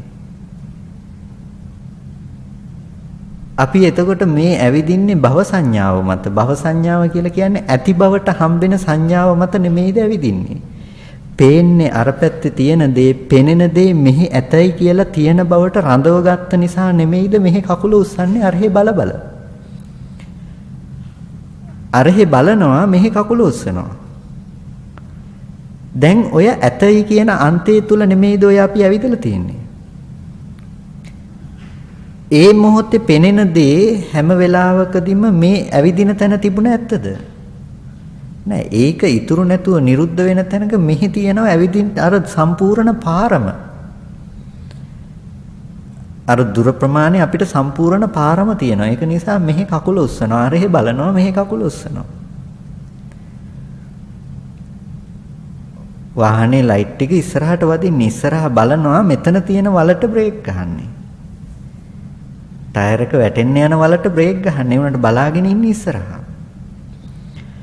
හැම වෙලාවකදීම ඔය ගතිය තියෙන්නේ අපේ මේ පුද්ගල භාවයේ ඇත්ත වුණ ලක්ෂණය නිසා. එතකොට ඕකම අනිත් පැත්තට ගන්න එපා. රහතන් වහන්සේ එතකොට කකුල උස්සන්නේ නැතුවද යන්නේ කියලා. ඊළඟට අහනවා රහතන් වහන්සේ කොහොමද ඇවිදින්නේ කියලා. ඒකත් මම කියන්නම් ඊළඟට. ඉස්සෙල්ලා අපේ මට්ටම පැහැදිලි කරන් ඉන්න. අපේ මට්ටමේදී තේරෙනවද දැන් ඔය ඇති බව මතයි අපි ඇවිදින්නේ කියලා? අර දැකපු රූපය ඉතුරු නැතුව නිරුද්ධ වෙලා නැහැ. ඒක මනසින් ඇති බවට උපද්දන නිසායි අපි මෙහි කකුල උස්සන්නේ කියලා. එතකොට අපි හිතන්නේ ඒ දැකපු රූපේ මේ ඉස්සරහා තියෙනවා කියලා නෙමෙයිද? තියෙනවා කියලා. ඒ තියෙන බව අපි හැම වෙලාවකදීම අපේ මනසින් උපද්දපු සංඛාරයක් නෙමෙයිද? රැස් කරගත්ත දේ නෙමෙයිද? රැස් කරගත්ත දේ. කොහොම කියනකොට ඕගොල්ලොන්ට හිත කියනවා එතකොට කකුල ඉස්සනකොට ඉස්සිලා කකුල වැදුන්නේ නැත්තේ එතන තිබ්බ නිසාමයි කියලානේ. මේ කතා කරන්නේ රූපේ පැත්තේ ඉඳලා නෙමෙයි. මේ කතා කරන්නේ මනස පැත්තෙන් ඉඳලා. එළිය පැත්තේ ඉඳලා කතා කරනකොට භෞතිකය නෑ කියන්න බෑ. නමුත් අපි කවුරුත් එළිය විඳින්නේ නෑ. අපි විඳින්නේ අපේ මනස. ඒකයි යථාර්ථය. හිත නෙමෙයිද විඳින්නේ? හිත නෙමෙයිද දැනගන්නේ? දැනගන්නේ හිත. ඒක නිසා හිත පැත්තේ ඉඳලා කතා කරන්නේ. පාර ඇති බවට ගෙනල්ලා දුන්නේ Tamanට Tamanගේ මනසේ ලක්ෂණ ටික. පාර තියෙන බවට. එතකොට ඒ තියෙන නිසා තමයි Taman කකුල උස්සනවා කියලා කකුල උස්සන්නේ.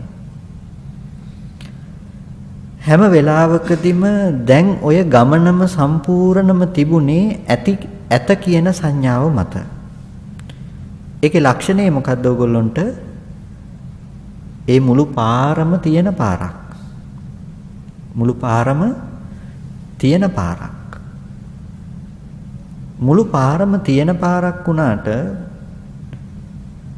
ඇත්තම දේ උනේ ඕගොල්ලෝ පාරේ හිටගෙන ඉන්න තැන නෙමෙයිද ඇත්තම තැන? අනිත් තැන් ටික දැන් ඇති බවට ගෙනල්ලා දෙන්නේ ඕගොල්ලෝගේ මනස නෙමෙයිද? ඉස්සරහ තියනවා කියලා ඕගොල්ලොන්ට ගෙනල්ලා දෙන්නේ හැම වෙලාවකදීම ඒකත් තමන්ගේ හිතෙන් නෙමෙයිද? ඒකත් තමන්ගේ හිතෙන්. ඕගොල්ලෝ ජීවත් වෙන තැන හැම වෙලාවකදීම හිටගෙන ඉන්න තැන වගේ. හැබැයි අතීතයේ ඕගොල්ලොන්ට ගෙනල්ලා දෙනවා ඒ පහු කරගෙන ආපු ටික තාම තියෙනවා කියලා. නමුත් පහු කරගෙන ආපු ටික ඉතුරු නැතුවම නිරුද්ධයි. ඉතුරු නැතුවම නිරුද්ධයි කියලා කතා කරන්නේ මේ රූපේ පැත්තේ ඉඳලා නෙමෙයි. ඒක නැවත නැවතත් කියන්නේ නැත්තම් ඕක තර්ක කරන්නේ විතර්ක කරන්න යන්නේ හිතෙන් රූපේ පැත්තේ ඉඳලා. එතකොට අපි පහු කළේම නැද්ද? තිබ්බෙම නැද්ද ඒ දේ? ආයේ හෙට යනකොට හම්බෙන්නේ කොහොමද? ඔහොමනේ අහන්නේ. මේ හෙට යනකොට හම්බෙන කතාව නෙමෙයි මේ කියන්නේ. තිබ්බේ නැති කතාවක් නෙමෙයි මේ කියන්නේ යන්නේ. දැන් ඇති බවට හිතන්නේ අර ටික ඉපිද නිරුද්ධ දකින්න මොහොතේදී ඉපිද නිරුද්ධ වුණ තැනක අපේ මනස නෙමෙයිද මේ තලු මරන්නේ. මනසේ ලක්ෂණය. එතකොට අපි හිතුවට මේ හිතන දේ තියෙනවා කියලා තියෙන දේ නෙමෙයි ඇත්තටම අපි හිතන්නේ හිතයි ගැනයි හිතන්නේ. හිත ගැනයි මෙනෙහි කරන්නේ. තියෙන දේ ඉතුරු නැතුව නිරුද්ධයි කිව්වේ ඒ මොහොතේ ඒ දැකීම හදන්න ආලෝකයක් ඇති වුණා නම් ඒ ආලෝකයයි ඒ ඇහැයි ඉතුරු නැතුව නිරුද්ධ නැද්ද? නිරුද්ධයි. ආයෙත් අලුතෙන්ම හේතු ටික හැදිලා නෙමෙයිද අලුතෙන් ගැටෙන්නේ? අලුතෙන්ම එන ආලෝකයක් අලුතෙන්ම ඇහැට පතිත වෙලයි අලුතෙන් අපිට ගැටෙන්නේ. නමුත් අපිට හිතෙන් ගෙනල්ලා දෙන්නේ ඊයේ තිබුණ දේ අදත් තියෙනවා කියලා. ඇති දේ මත අපි සංඛාරය හැම වෙලාවකදීම ගොඩනගා ගන්නවා. ඒ තියෙනවා කියන ලක්ෂණයත් එක්කයි හැමෝම ජීවත් වෙන්නේ. චැන් චැන් කිව්වහම දැන් ඕගොල්ලොන්ට හිතා ගන්න දෙයක් තියෙනවා. එදා කිව්වනේ නේද චැන් චැන් කතාව. චැන් චැන් කියන්නේ මොකද්ද? දන්නවද ඔයගොල්ලෝ චැන් චැන් කියන එක?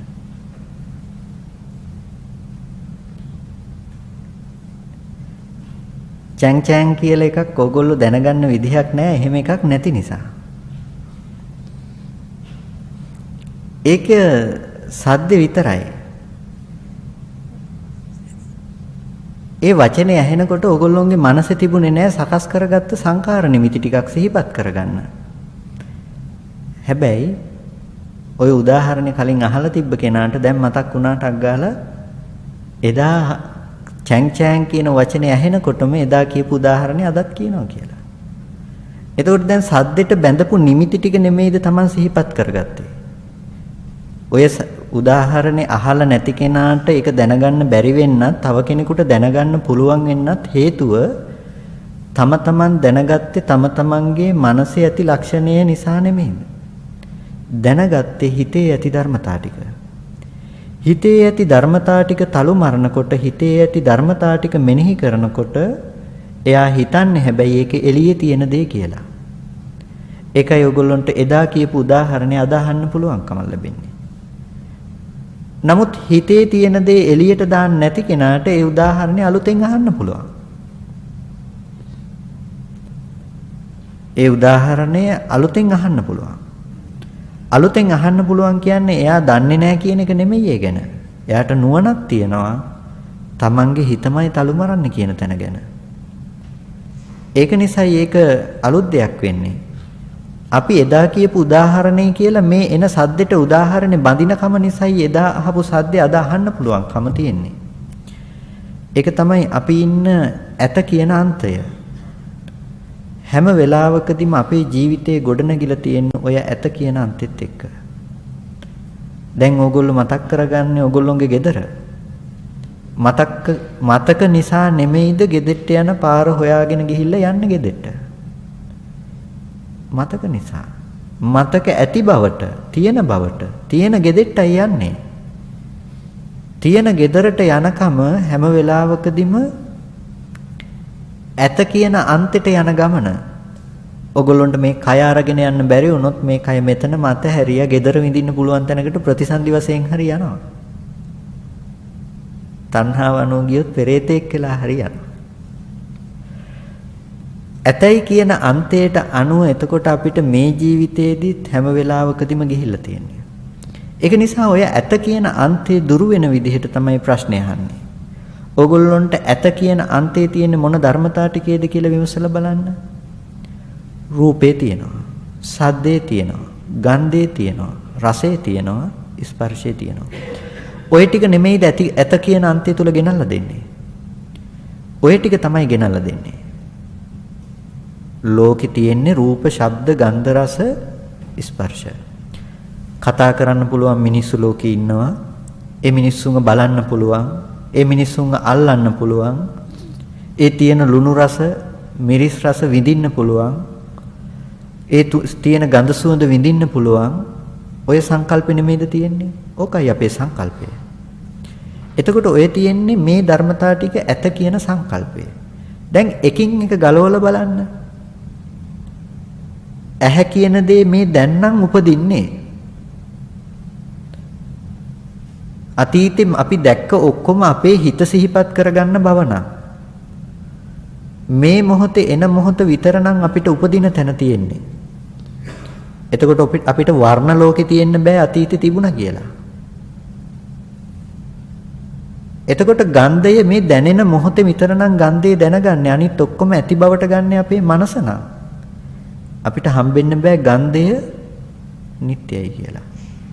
මේ එකින් එකට අයින් කරලා බලන්න. නැති වෙයිද කියලා. ලෝකයක් තියෙයිද පණවන්න කියලා. වලාකුලක් තියෙනවා. වලාකුලේ අපිට පේන්නේ හාවෙක්.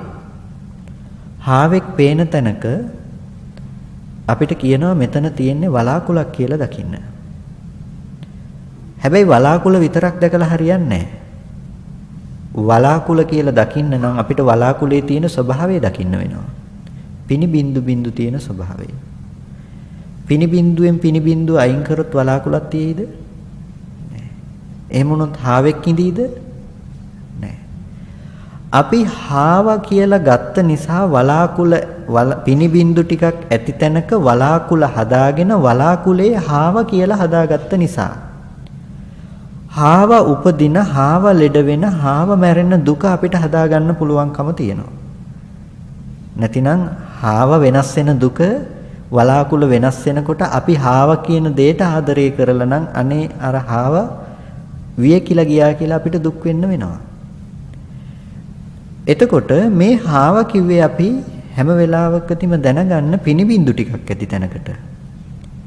ඒ වගේ අපි මේ කෙනා කියලා කිව්වේ ආදරෙන් හදාගත්ත අම්මා කියලා කිව්වේ සංකල්ප ටිකකට. හිතට මිසක අම්මා කියලා කතා කරලා එළියේ ඉන්න තැනකට නෙමෙයි. පුංචි කාලේ ඉඳලා ආදරෙන් හදාගත්ත තමන්ගේ අම්මා කියලා අපි මෙනෙහි කරගත්තේ, මතක් කරගත්තේ තමන්ගේම මනසේ ඇති ලක්ෂණ ටිකකට මිසක එළියේ ඇති දෙයකට එහෙම නෙමෙයි. ඒක නිසා අපිට එළියේ ඇති අම්මව දකින්න බෑ. හැම වෙලාවකදීම ඒක නිසා තමයි මේ මොකක් හරි කරුණක් ඔප්පු කරන්න උනාට පස්සේ මුල ඉඳලා අහන්නේ ඒ කෙනාගෙන් ප්‍රශ්නේ. ඇහැ නිට්ටයද අනිත්‍යද? අනිත්‍යයි. අනිත්‍යයි කියලා කියන තැන ඕගොල්ලන්ට දැන් එන්න ඕනේ ලක්ෂණය ඔය කතා කරපු දේ. ඇහැ නිට්ටයද අනිත්‍යද අහනකොට මේකම තමයි රූපේ නිට්ටයද අනිත්‍යද කියලා මේ අහන්නේ. එතකොට ඕගොල්ලන්ට එන්න ඕනේ ලක්ෂණය ඇහෙන්තර රූපෙත්, රූපෙන්තර ඇහත් හම්බෙන්නේ නැහැ කියන එකට. එතකොට ඒ කාරණාවට හිත ආවට පස්සේ ඔගොල්ලොන්ට අතීතයේ තිබුණා කියලා හිතක් රූප හම්බෙන්නේ නැහැ. තමන්ගේ හිත තුල උපද්දන කම මිසක ඇති කියලා ඇතාන්තෙට අතීතාන්තෙට බැස ගන්න නැහැ. අනිත්‍යයි.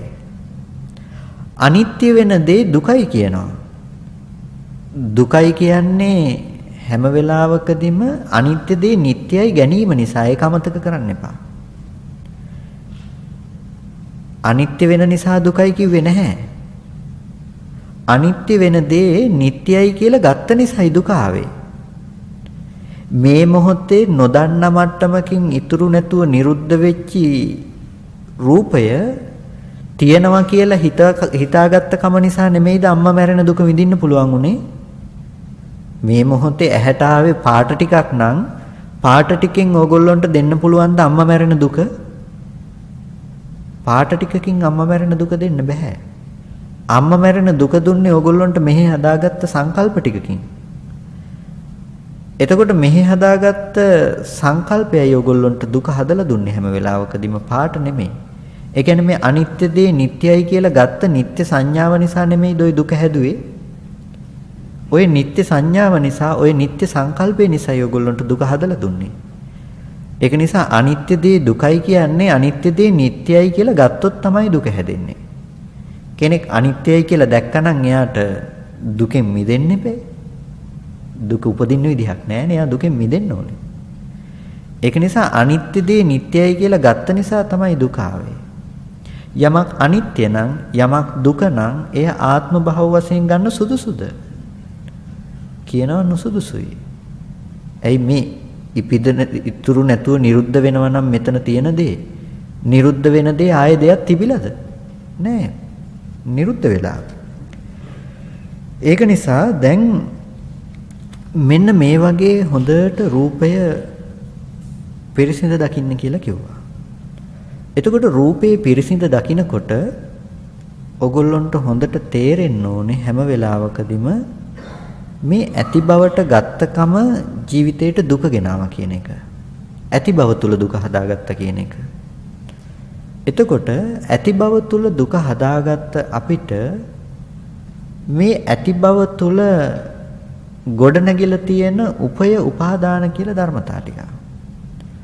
තණ්හා කාම උපාදාන, භව උපාදාන, දිට්ඨි අත්වාද උපාදාන. එතකොට මේ උපාදාන හැම වෙලාවකදීම අපිට ඇති බවත් එක්ක තමයි ඉපදිලා තියෙන බවත් එක්ක ගියපු ටික. එතකොට අපිට හම්බෙන්නේ නැහැ ඉතුරු නැතුව නිරුද්ධ වෙන ධර්මතාවයක් ඇති තැනක කැමැත්ත මෙහි හදාගත්තේ කියලා. අපිට හම්බෙන්නේ කැමැති රූපේ, කැමැති සද්දය. අපිට තියෙනවා අපි කැමැතිම පාට කියලා එකක්. අපි කැමැතිම සින්දුව තියෙනවා අපිට. අපි කැමැතිම රස තියෙනවා. අපි කැමැතිම සුවඳ තියෙනවා. දැන් කැමැත්ත මෙහි නෙමෙයිද? මෙහි තියෙන කැමැත්ත නෙමෙයිද අපි එළියේ කියලා දැක්කේ? මෙහි තියෙන කැමැත්ත අපිට එළියෙන් හම්බුනේ. එළියෙන් වින්දේ. කේක් ටිකට අයිසින් ටික දාලා අයිසින් කේක් කනවා කිව්වේ ඒකයි. කේක් කෑල්ල උඩට කේක් කෑල්ල පේන්නේ නැති වෙන්න අයිසින් ගන්නවා. ඒකල අයිසින් කේක් කනවා. මෙහි ඇති කැමැත්ත එළියේ තියනවා කියලා හිතෙන්ම හිතන සද්දෙට තියලා කැමැත්ත පතිත කරගෙන කැමැතිම සින්දුව අහන්න පුළුවන් ඔයගොල්ලන්ට. හැබැයි කැමැත්ත මෙහි සද්දේ පෙර නොතිබීම හටගෙන මේ මොහොතේ හදා ගන්න ටික. හැබැයි ඕගොල්ලෝ හිතින් මේ දෙකම කලවම් කරලා පේන්නේ නැති වෙන්න අයිසින් ටික ගාලා මං කැමැතිම සින්දුව යනවා. කැමැතිම සින්දුව අහන්න පුළුවන්. කෙනෙක් දැක්කොත් ওই දෙක වෙන් කරගත්තොත් කැමැත්ත මෙහි සහ සින්දුව සද්ද මාත්‍රයක් විතරක් විදියට හම්බුනොත් එයා කැමැතිම සින්දුව රස විඳින්න යන්නේ නැහැ. එතකොට දැන් ඔන්න ඔය කාරණාව තුල ඕගොල්ලන්ට හම්බෙන්න ඕනේ හැම වෙලාවකදීම ලක්ෂණයක්. ඒ තමයි නිස්සත්ත්වෝ නිජ්ජීවෝ ශුන්‍යෝ කියලා සත්වයක් නැහැ පුද්ගලයෙක් නැහැ කියලා කිව්වේ සත්වයක් වශයෙන් ගන්න තැනක් නැහැ කියන අර්ථයෙන් මිසක සත්වයක් නැහැ කියන තැනින් නෙමෙයි කියන එක. මොකද හැම වෙලාවකදීම සමුදේ දකින්න කෙනා නැහැ කියන්නේ යනවද? ඇහැ උපදිනවා නම් ඇහැ උපදින බව දකින්න කෙනා ඇහැ නැහැ කියනවද? ඇහැ නැහැ කියන්න බෑ. ඇහැ තියෙනවා යාට. හැබැයි ඉතුරු නැතුව ඒ මොහොතේම නිරුද්ධ වෙනවා කියන බව දකිනවා නම් එයාට තියනවා කියන්න පුළුවන්ද? බෑ. එයාට ඇත කියන අන්තයක් නැති වෙලා නැත කියන අන්තයක් නැති වෙලා. හැබැයි ඇත කියන අන්තයයි නැත කියන අන්තයයි නැති උනේ මේ දෙක පණවන්න තැනක් නැතිවීම තුල. නිස්සත්ත්වෝ නිජ්ජීවෝ ශුන්‍යෝ කිව්වේ නෑ කියලා නෙමෙයි පරම ශුන්‍යතාවයක් තියෙනවා කියලා කියන්න ඕන නිසා නෙමෙයි. සත්පුද්ගල භාවයක් කියන එක මේ හේතු ටික ඇති කල්ලි හදා ගන්න දේ හේතු නිරෝධයෙන් නිරුද්ධ වෙන දේ කියලා පෙන්වන්න අවශ්‍ය නිසායි කිව්වේ. හැම වෙලාවකදීම හොඳට දකින්න එක දෙයක් සත්පුද්ගල භාවයකින් තොරයි කියලා අනාත්මයි කියලා කතා කළාට මේ කියන්නේ ආත්මයක් නැහැ කියන එක නෙමෙයි. මේ කියන්නේ පුද්ගලයෙක් නැහැ කියන එක නෙමෙයි. ශුන්්‍යතාවයක් කියන එක නෙමෙයි. මේ කතා කරන්නේ මේ හේතු ටික ඇති කල්ලි ඇත හේතු නිරෝධයෙන් ඉතුරු නැතුවම නිරුද්ධයි කියන එක. ඉතුරු නැතුවම නිරුද්ධයි. හේතු ටික ඇති කල්ලි තියෙනවා හේතු ටික බිඳිනකොටම ඉතුරු නැතුව නිරුද්ධයි. ඇහැ රූප චක්කු විඥාන දෙක ඉතුරු නැතුවම නිරුද්ධයි කියලා දැක්කනම් කෙනෙක් එයා දිත්තේ දිත්ත මත්තම්. දැකපු දේ හිතන්න පුළුවන්කම නැහැ යාට. හිතන්න පුළුවන්කම තියෙන හිත නෙමෙයිද? හිත හිතන්න වෙන්නේ යාට. අපිට පුළුවන්කම තියෙන්නේ දැකපු දේ ගැන හිතන්න දැකපු දේ තියෙන එකම නිසා. හැබැයි රහතන් වහන්සේ කියන තැන දැකපු දේ හිතන්නේ නැහැ. හිතන්නේ මොකද්ද? දැකපු දේ ආරම්භය ඇති Nirodhayයි පේන්නේ. දැකපු දේ ඉතුරු නැතුව නිරුද්ධ වුණ බව විතරයි හිතන්න තියෙන්නේ. දැකපු දේ ඉතුරු නැතුව නිරුද්ධයි කියලා දකින්න තියෙන්නේ. එතකොට හැම වෙලාවකදීම එයාට කියනවා නිරෝධ සංඥාවෙන් ඉන්නවා කියලා. නිරෝධ සංඥාව මොකද්ද? ඇහැට රූපයක් ගැටෙනකොට ඉතුරු නැතුව උන නිරෝධය දකිනවා. කනට සද්දයක් ඇහෙනකොට ඉතුරු නැතුව උන නිරෝධය දකිනවා. එයාට සද්දේ ආරම්භය හිතන්න පුළුවන්කම තිබුණේ නැහැ. රූපේ ආරම්භය හිතනකම තිබුණෙත් නැහැ. රූපේ ඉතුරු නැතුව නිරුද්ධයි. සද්දේ ඉතුරු නැතුව නිරුද්ධයි. හැබැයි ඒ ආරම්භය හිතනකමත් ඉතුරු නැතුව නිරුද්ධයි. එතකොට දැන් ඔන්න එයාට රූපේ නැහැ කිව්වේ නැහැ. රූපේ ඇසුරු කලේ මෙන්න මෙච්චර සුළු මොහොතකට ඒක එතනම ඉතුරු නැතුව නිරුද්ධ වුණා. ඊට පස්සේ මෙහි හිතනකම තිබුණා. ඒක එතනම ඉතුරු නැතුව නිරුද්ධ වුණා. දැන් Nirodhayයි මෙයා පෙන්වන්නේ. Nirodhe පෙන්නකොට ලෝකේ දෙයක් තියනවා කියලා තියෙන බවට කිව්වනම් තියෙන බව නැති වෙලා. ලෝකේ දෙයක් නැහැ කියන්න ගියා නම් නැහැ කියන අන්තය දුරු වෙලා. ඒ සමුදය දකින්නකොට නැහැ කියන අන්තය දුරු වෙන්න ඕනේ. වැය දකින්නකොට නැතිනම් Nirodhe දකින්නකොට නැති වෙන බව දකින්නකොට තියෙනවා කියන අන්තය දුරු වෙන්න ඕනේ. ඔන්න ඔය අන්ත දෙකට නොපෙමින බුදුරජාණන් වහන්සේ ධර්ම දේශනා කළා කියන්නේ නිස්සත්ත්වෝ නිජ්ජීවෝ ශුන්‍යෝ කියලා ධර්ම දේශනා කළා කියලා කියන්නේ පුද්ගලයෙක් නැහැ, සත්වයෙක් නැහැ, ජීවයක් නැහැ, පරම ශුන්‍යතාවයක් කියන තැන නෙමෙයි. හොඳට වෙනස තේරුම් ගන්න එකේ.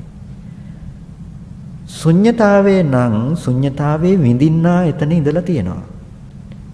මේ කතා කරන්නේ Nirodhe සාක්ෂාත් කිරීම තුල ඇතිවෙන ධර්මතා ටික. එතකොට කච්චායනගොත්ත සූත්‍රය කොහොම කතා කරලා ඉවර කරන්නද? වෙලාවත් ගොඩක් ගිහිලා තාම යමක සූත්‍රය කතා කරන්නත් බැහැ. එතකොට දැන් මෙතනදී ඇති වුණ ප්‍රශ්නේ තමයි රහතන් වහන්සේ ඉන්නවද මරණින් මත්තේ කියන එක. දැන් ඔය Nirodhe පනෝන නුවණකට ඇහත් නැත්තම්, රූපෙත් නැත්තම්, චක්කු විඥානයත් නැත්තම්, කනත් නැත්තම්, සද්දෙත් නැත්තම්, කන විඳින්නත් නැත්තම් මේ ආයතන හයම නිරුද්ධ නම් පණවන්න කෙනෙක් ඉන්නවද? පණවන්න කෙනෙක් නැහැ. එතකොට මේ ජීවත් වෙන්නත් සත්‍ය පුද්ගලයේ බව නැති නිරෝධ ධර්මතාවයක් නම් සාක්ෂාත් කරන්නේ මරණින් මත්තේ නැති වෙන්නේ කවුද දැන්? නූපදිනවා කියන්නේ කවුද? මේ රහතන් වහන්සේ පුද්ගලයෙක් උනේ අපිට. මේ පුද්ගල භාවයේ නිත්‍ය කරගත්ත ඇත කියන අන්තය තුල ඇත කියන අන්තේ රස විඳින අපිටයි රහතන් වහන්සේ පුද්ගලයෙක් උනේ. රහතන් වහන්සේ කියන බව තුල තියෙන්නේ ඇත්තටම පුද්ගල භාවයේ නිරුද්ධ කරපු නුවණ. ඒක නිසා රහතන් වහන්සේ මරණින් මත්තේ උපදිනවා කියන්නත් බෑ, නෑ කියන්නත් බෑ. පහනක් නිවුනට පස්සේ ඒ දැල්ල එතන හේතු නිරෝධයෙන් නිරුද්ධ වුණ බව විතරයි කියන්න තියෙන්නේ. නැති වුණු දැල්ල තියනවද? නැති වුණු දැල්ල නැහැ. දැල්ලත් නැහැ, නැති වුණ දැල්ලත් නැහැ. ඔයගොල්ලන්ට දැල්ල නැහැ කියන්නේ දැල්ල තිබුණ බවත් එක්ක නෙමෙයිද? දැල්ල දැන් නැහැ කියන්නේ දැල්ල තිබුණ නිසා නෙමෙයිද? මේක හොඳ උදාහරණයක්. පහනක් පත්තු කරලා තියෙනවා. පහන පත්තු කරලා තියෙනකොට පහන් දැල්ල දිහා බලලා පහන නිවුනහම ඔයගොල්ලෝ කියනවා පහන් දැල්ල දැන් නැහැ කියලා. අපිට හිතෙන්නේ ඇත්තටම පහන් දැල්ල නැහැ කියලා. නමුත් පහන් දැල්ල නැහැ කියන එක ඒකාන්තයක්, පහන් දැල්ල තියෙනවා කියන එක ඒකාන්තයක්. අපි මේ පැය දෙකම කහමාරම කතා කරපු ටික තේරුම් නැත්නම් ඔන්න ඔය ටික විතරක් තේරුම් ගන්න. පහන විතරක්. පහනක් පත්තු කරලා තියෙනවා. තියෙන පහන නිවුනට පස්සේ අපි කියනවා දැන් පහන් දැල්ල නැහැ කියන එක. ඔක තමයි නැහැ කියන අන්තය. පහන් දැල්ල තිබුණා කියන එක කියනවා තියෙනවා කියන අන්තය. දැන් මේ දෙකටම නැති වෙන්න ඕනේ, අන්ත දෙකට එන්නේ නැති වෙන්න ඕනේ. එතකොට ඇයි එහෙම කියන්නේ? දැන් පහන තියනවා කියන මොහොත ගන්නකෝ. ඔය මොහොතේ අපි පහන තියනවා කියලා කියන්නේ, දැල්ල තියනවා කියලා කියන්නේ තෙලත් තිරෙත් නිසා. තෙලුත් තිරෙත් දැල්ලත් නිසා අපි කියනවා පහන් දැල්ල තියනවා කියලා. ඔය පහන් දැල්ල තියනවා කියලා කියන මොහොත වෙනකොටත් ඒ වැය වෙන තෙල් ටික නිසයි ඒ දැල්ල හැදිලා තියෙන්නේ. ඒ වැය වෙන තිරය නිසයි දැල්ල හැදිලා තියෙන්නේ. හැබැයි ඒ දැල්ල ඒ මොහොතේම නැති වෙලා නැද්ද? ඒ තිරේ වැය වෙච්ච බව ඒ දැල්ල හදපු මොහොතේම නැති වෙලා නැද්ද? එතකොට ඒ තෙලුයි තිරේයි වැටියයි දැල්ලයි කියන තුනම ඒ මොහොතේම නැති වෙලා නැද්ද? ඉතින් පත්තු වෙලා තියෙනකොටත් දැල්ලක් නැත්තම් පනවන්න එක දිගට තියෙන. ඒ මොන දැල්ලද දැන් නිවුණයි කියන්නේ? තේරුණාද? පහන් දැල්ල පත්තු වෙලා තියෙන මොහොතේදී අපිට දැල්ල පේනවා. දැල්ල පෙනෙන්නේ ඇයි? තෙල් රත් වෙලා එතන හැදෙන උණුසුම. වැටිය පිච්චිලා එතන හැදෙන උණුසුම නිසා දැල්ල තියෙනවා. දැල්ලේ එළිය තියෙනවා. ආලෝකය. මේ පහන් දැල්ල අපිට මේ මොහොතේ මේ තෙල් වැය වෙන නිසානේ අපිට දැල්ල පේන්නේ. තෙල් නැත්තම් තේනවද? නෑ. වැටිය නැත්තම් තියනවද? නෑ. වැටියක් නැතුව තෙලුත් නැතුව නම් දැල්ල කියන දේ ඇති වෙන්නේ නැහැ. දැල්ල නැත්තම් ඒත් එළිය නැහැ. දැන් ඒක නිසා තෙලුත් නිසා වැටියක් නිසා දැල්ලත් නිසානේ එළිය පේන්නේ අපිට. දැන් ඒ එළිය ඇති කරන ඒ මොහොතේ ඒ ක්ෂණය දිහා බලනකොට ඔය තෙල් ටික වැය වෙලා නැද්ද? ඒ එළිය ඒ මොහොතේ හදන්න ඒ තෙල් ටික වැය වෙලා නැද්ද? ඉවරයි. ඒකනේ තෙල් ඉවර වෙන බව පේන්නේ අපිට. වැටිය ඉවර වෙන බව පේන්නේ. ඒ වැටිය මේ දැන් මේ මොහොතේ මේ තප්පරේ එන තප්පරයක් කියලා ගන්නකෝ. ඔක තප්පරයට වඩා බොහොම සියුම් රළු වශයෙන් ගන්නකෝ. මේ තප්පරේ මේ එළිය හදන්න ඒකේ තෙල් වියදම් වුණා. වැටිය වියදම් වුණා. දැල්ල තෙලුත් වැටියත් වියදම් වීම නිසා දැල්ලත් වියදම් වුණා. දැන් එතකොට ඔන්න මේ තප්පරේ තිබුණ පහන් දැල්ල එතනම ඉතුරු නැතුව ඉවරයිනේ. ඊළඟ තප්පරේදී අලුතෙන්මනේ එතන තියෙන අනිත් තෙල් ටිකත් නිසා ඉතුරු වැටි කෑල්ලත් නිසා ඒ ඉතුරු දැල්ලත් නිසානේ ආයේ ඊළඟ තප්පරේදී හැදෙන්නේ. දැන් ඒ හැදුනේ කලින් තිබ්බ දැල්ල නෙමෙයිනේ. ඒක පැහැදිලිනේ. අලුතෙන්ම හේතු ටික ඇති කල්ලි දැල්ල හැදුනා. එතකොට ඒ තිබුණේ කලින් දැල්ල නෙමෙයි. දැන් ඔය විදිහට පරම්පරාව යනකොට දැන් තුන්වෙනි තප්පරේ එනකොට කලින් තප්පර දෙකේම තිබුණ දැල්ල නෙමෙයි අලුතෙන් හැදුන දැල්ලක්. දැන් එතකොට මේ දැල්ල කියන දේ එතනත් පැවතුනේ නැතිකොට මොන දැල්ලද දැන් ඕගොල්ලෝ නිවුණයි කියන්නේ? නිවුණ කියන්නේ මොන දැල්ලද? ඒක නිසා ඇත කියන එක ඒකාන්තයක් කිව්වා, නැත කියන එක ඒකාන්තයක් කිව්වා. මේ ඇත සහ නැත කියලා දෙයක් පනවන්න බැරි තැනට Nirodhe පෙන්වන එකට කිව්වා මධ්‍යම ප්‍රතිපදාව කියලා. දැන් පැහැදිලිද ඒක? දැන් ඕගොල්ලෝ පූජා කරන්නේ මොන පහනද? පහන පූජා කරලා ඉවර වෙනකොටම පහන නැහැනේ. ඒ පූජා කරන මොහොතේ තිබුණ පහනයි දැල්ලයි දැන් ඉවරයිනේ. අලුත් පහනක් දැන් තියෙන්නේ. ආයෙත් පූජා කරන්න පුළුවන්. එතකොට ඒක වරදව ගන්න එපා. මේ කියේ පහන නැහැ කියලා නෙමෙයි.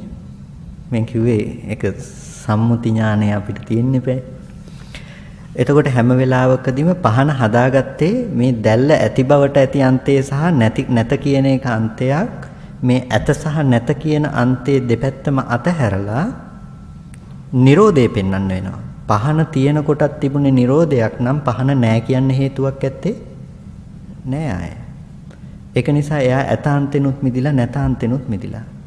ඒක නිසා ආය කියන්න එපා පහන නිවිලා කියලා. පහන නිවුණ කියන්න පහනක් තියෙන්න වෙනවා. ඒක නිසා රහතන් වහන්සේ පිරිනුවම් පෑවට පස්සේ මරණින් මත්තේ නෑ කියන්න නම් රහතන් වහන්සේ ඌ කෙනෙක් ඉන්නවා කියන්න වෙනවා. ඒ කියන්නේ මේ පුද්ගල භාවය නැති කරගන්න එකට මේ කතා කරන්නේ. ඒකයි මුලින්ම මතක් කළේ මේ ධහම කියන එක පුද්ගල භාවය නැති කරගන්න මිසක පුද්ගල භාවය වැඩි කරගන්න කතා කරන තැන නෙමෙයි. පුද්ගල බව දුරු වෙන්නයි මේ ධහම කතා කරන්නේ.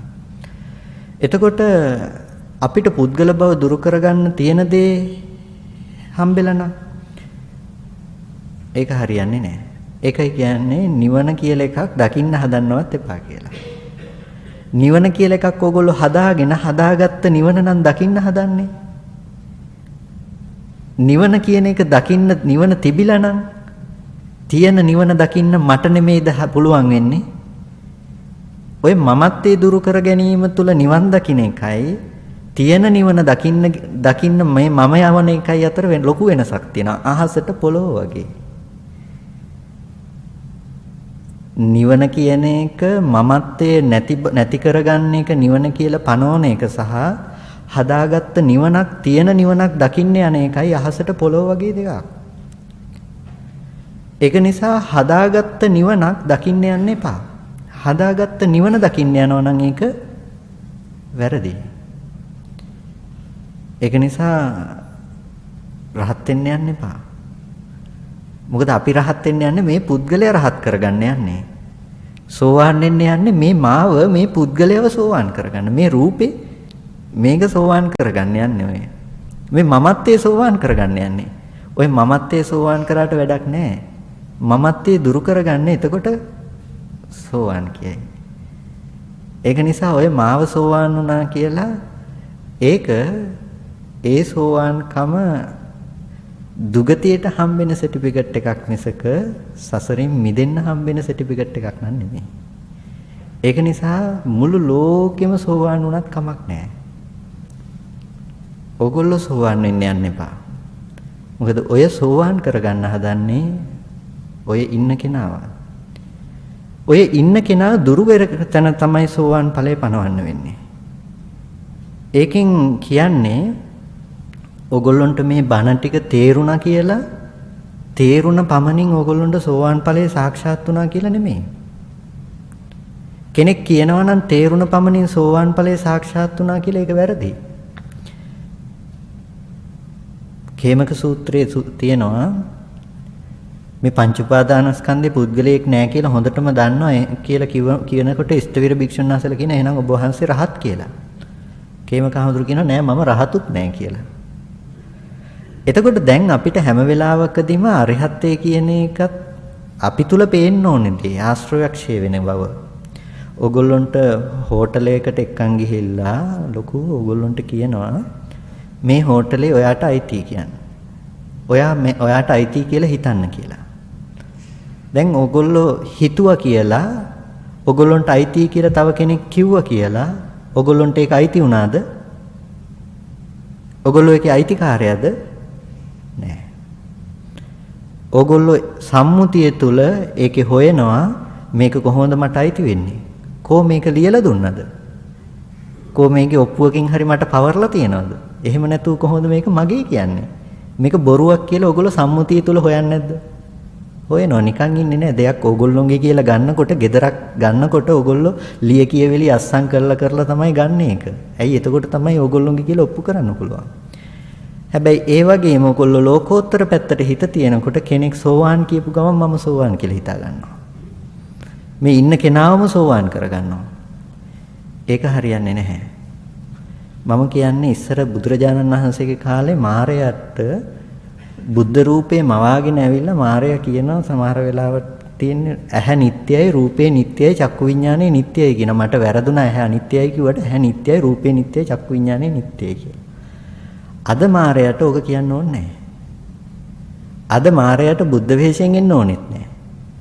මායයට මාර වේශයෙන්ම ඉඳලා ඔබ සෝවාන් ඔබ සකුදාගාමි ඔබ අනාගාමි ඔබ රහත් කියලා කියනවා නම් ඇති.